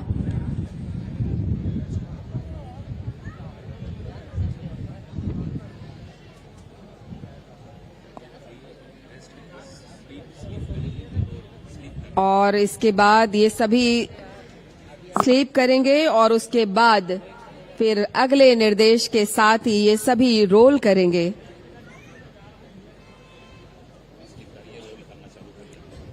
और ये रोल की प्रक्रिया प्रारंभ हो गई है। बहुत ही खूबसूरती से निर्देशों का पालन इन श्वानों के द्वारा किया जा रहा है। सभी श्वान अपने हैंडलर के निर्देशों का पालन कर रहे हैं और अब के कमांड्स पर डॉग तत्परता से अपने स्थान पर खड़े हो गए हैं।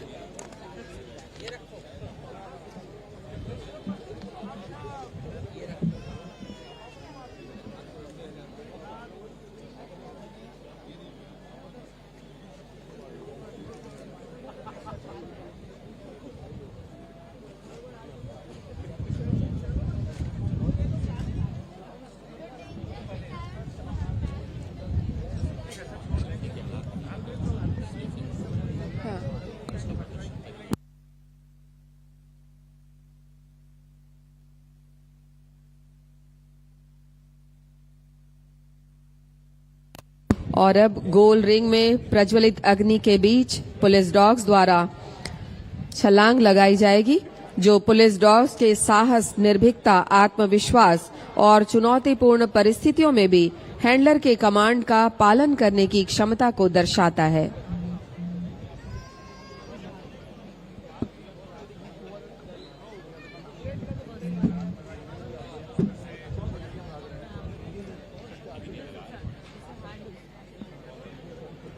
अग्नि चक्र के बीच से गुजरेंगे ये श्वान।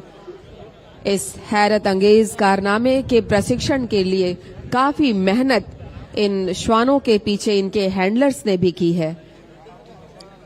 कर्तव्यपरायणता, स्वामी भक्ति और निर्देशों का अनुशासन के साथ किस तरह से पालन किया जाता है, ये श्वान यहां पर प्रदर्शित कर रहे हैं।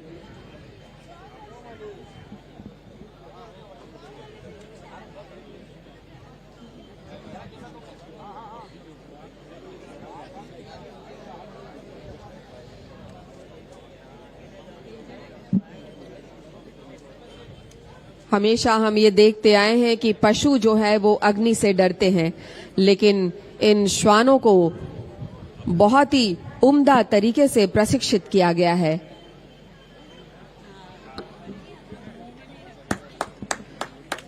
डॉग दुलार जिला राजनांदगांव से इन्होंने इस फायर रिंग में जंप किया सफलतापूर्वक। और उसके बाद डॉग मेरी और dog Shiva CTJW college Kanker से हैं।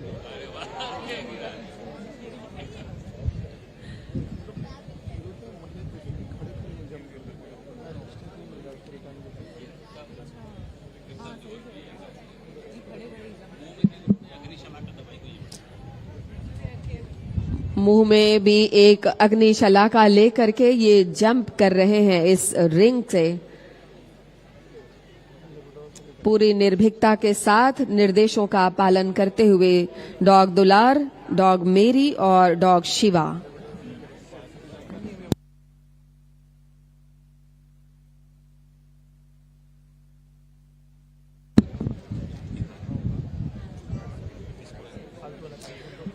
अगली प्रक्रिया है भूमिगत विस्फोटक पदार्थों की खोज। हम आपको बता दें कि पुलिस दल में शामिल स्नीफर डॉग्स जो हैं वो बहुत ही महत्वपूर्ण भूमिका निभाते हैं विस्फोटक पदार्थों की खोज करने में, अपराधियों को पकड़ने में, और वही प्रक्रिया इस भव्य परेड मैदान पर ये स्नीफर डॉग्स निभाने जा रहे हैं।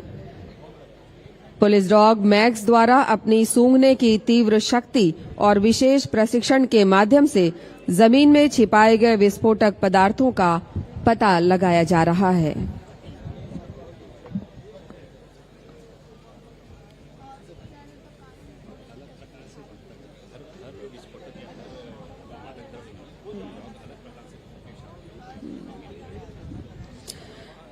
हम आपको बता दें कि अलग अलग तरह से विस्फोटक पदार्थों और मादक पदार्थों के लिए ये अलग अलग तरह से संकेत देते हैं।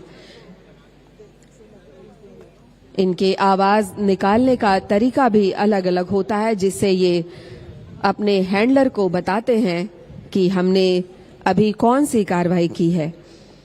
भूमिगत विस्फोटक पदार्थों की खोज पुलिस डॉग मैक्स के द्वारा, और इन्होंने ढूंढ निकाला है। जोरदार तालियां मैक्स के लिए।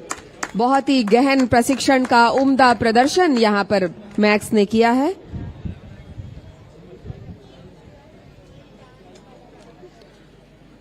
और अब पुलिस डॉग ओरियो के द्वारा नारकोटिक्स पदार्थ की खोज की जाएगी, उसका एक उम्दा प्रदर्शन यहां पर किया जाएगा।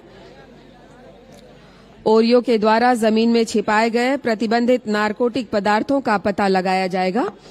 डॉग ओरियो वर्तमान में पुलिस डॉग स्क्वाड मुख्यालय भिलाई में प्रशिक्षणरत हैं। पुलिस डॉग दुलार, जो जिला राजनांदगांव में पदस्थ है, अपनी असाधारण घ्राण शक्ति और प्रशिक्षण के माध्यम से दी गई विशिष्ट गंध की पहचान कर उसका संकेत देंगे। विभिन्न गंधों के बीच से सही गंध की पहचान करना पुलिस डॉग के कठिन और वैज्ञानिक प्रशिक्षण का परिणाम है।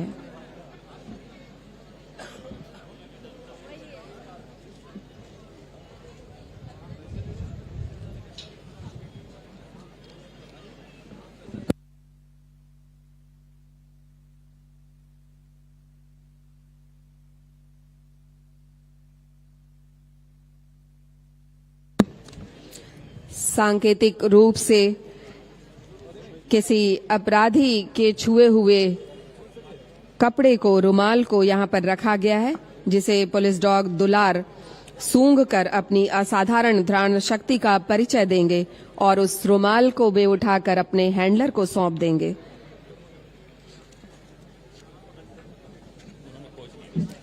और जिन्होंने पहचान कर ली है अपराधी की और वो रुमाल सौंप दिया है अपने हैंडलर को। जोरदार तालियां डॉग दुलार के लिए।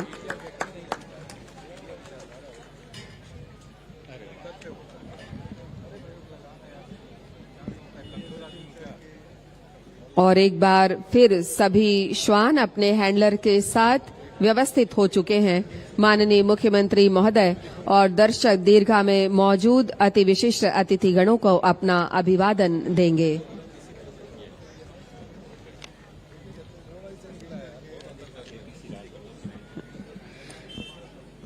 प्रभारी dog squad APC Raj Kapoor के नेतृत्व और मार्गदर्शन में प्रशिक्षित पुलिस डॉग्स द्वारा अपनी दक्षता, अनुशासन, साहस, घ्राण शक्ति और हैंडलर के निर्देशों के प्रति उत्कृष्ट प्रतिक्रिया का प्रदर्शन किया गया। जोरदार तालियां इन सभी के लिए।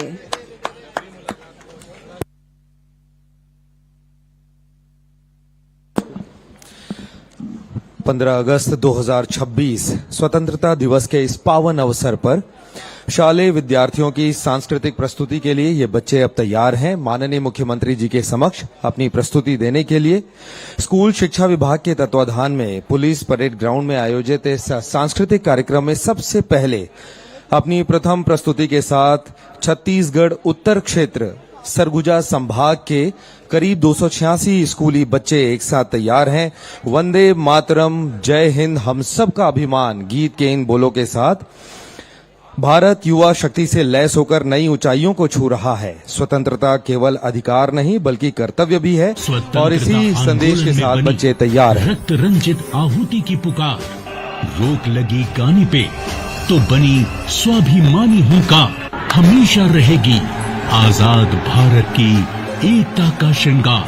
आज ये उद्घोष, ये समर्पण गीत पूरे कर रहा है अपने सृजन के 150 वर्ष। ये गीत उस मातृशक्ति का आह्वान है जिनकी वंदना में करोड़ों भारतीयों ने अपना जीवन अर्पित कर दिया।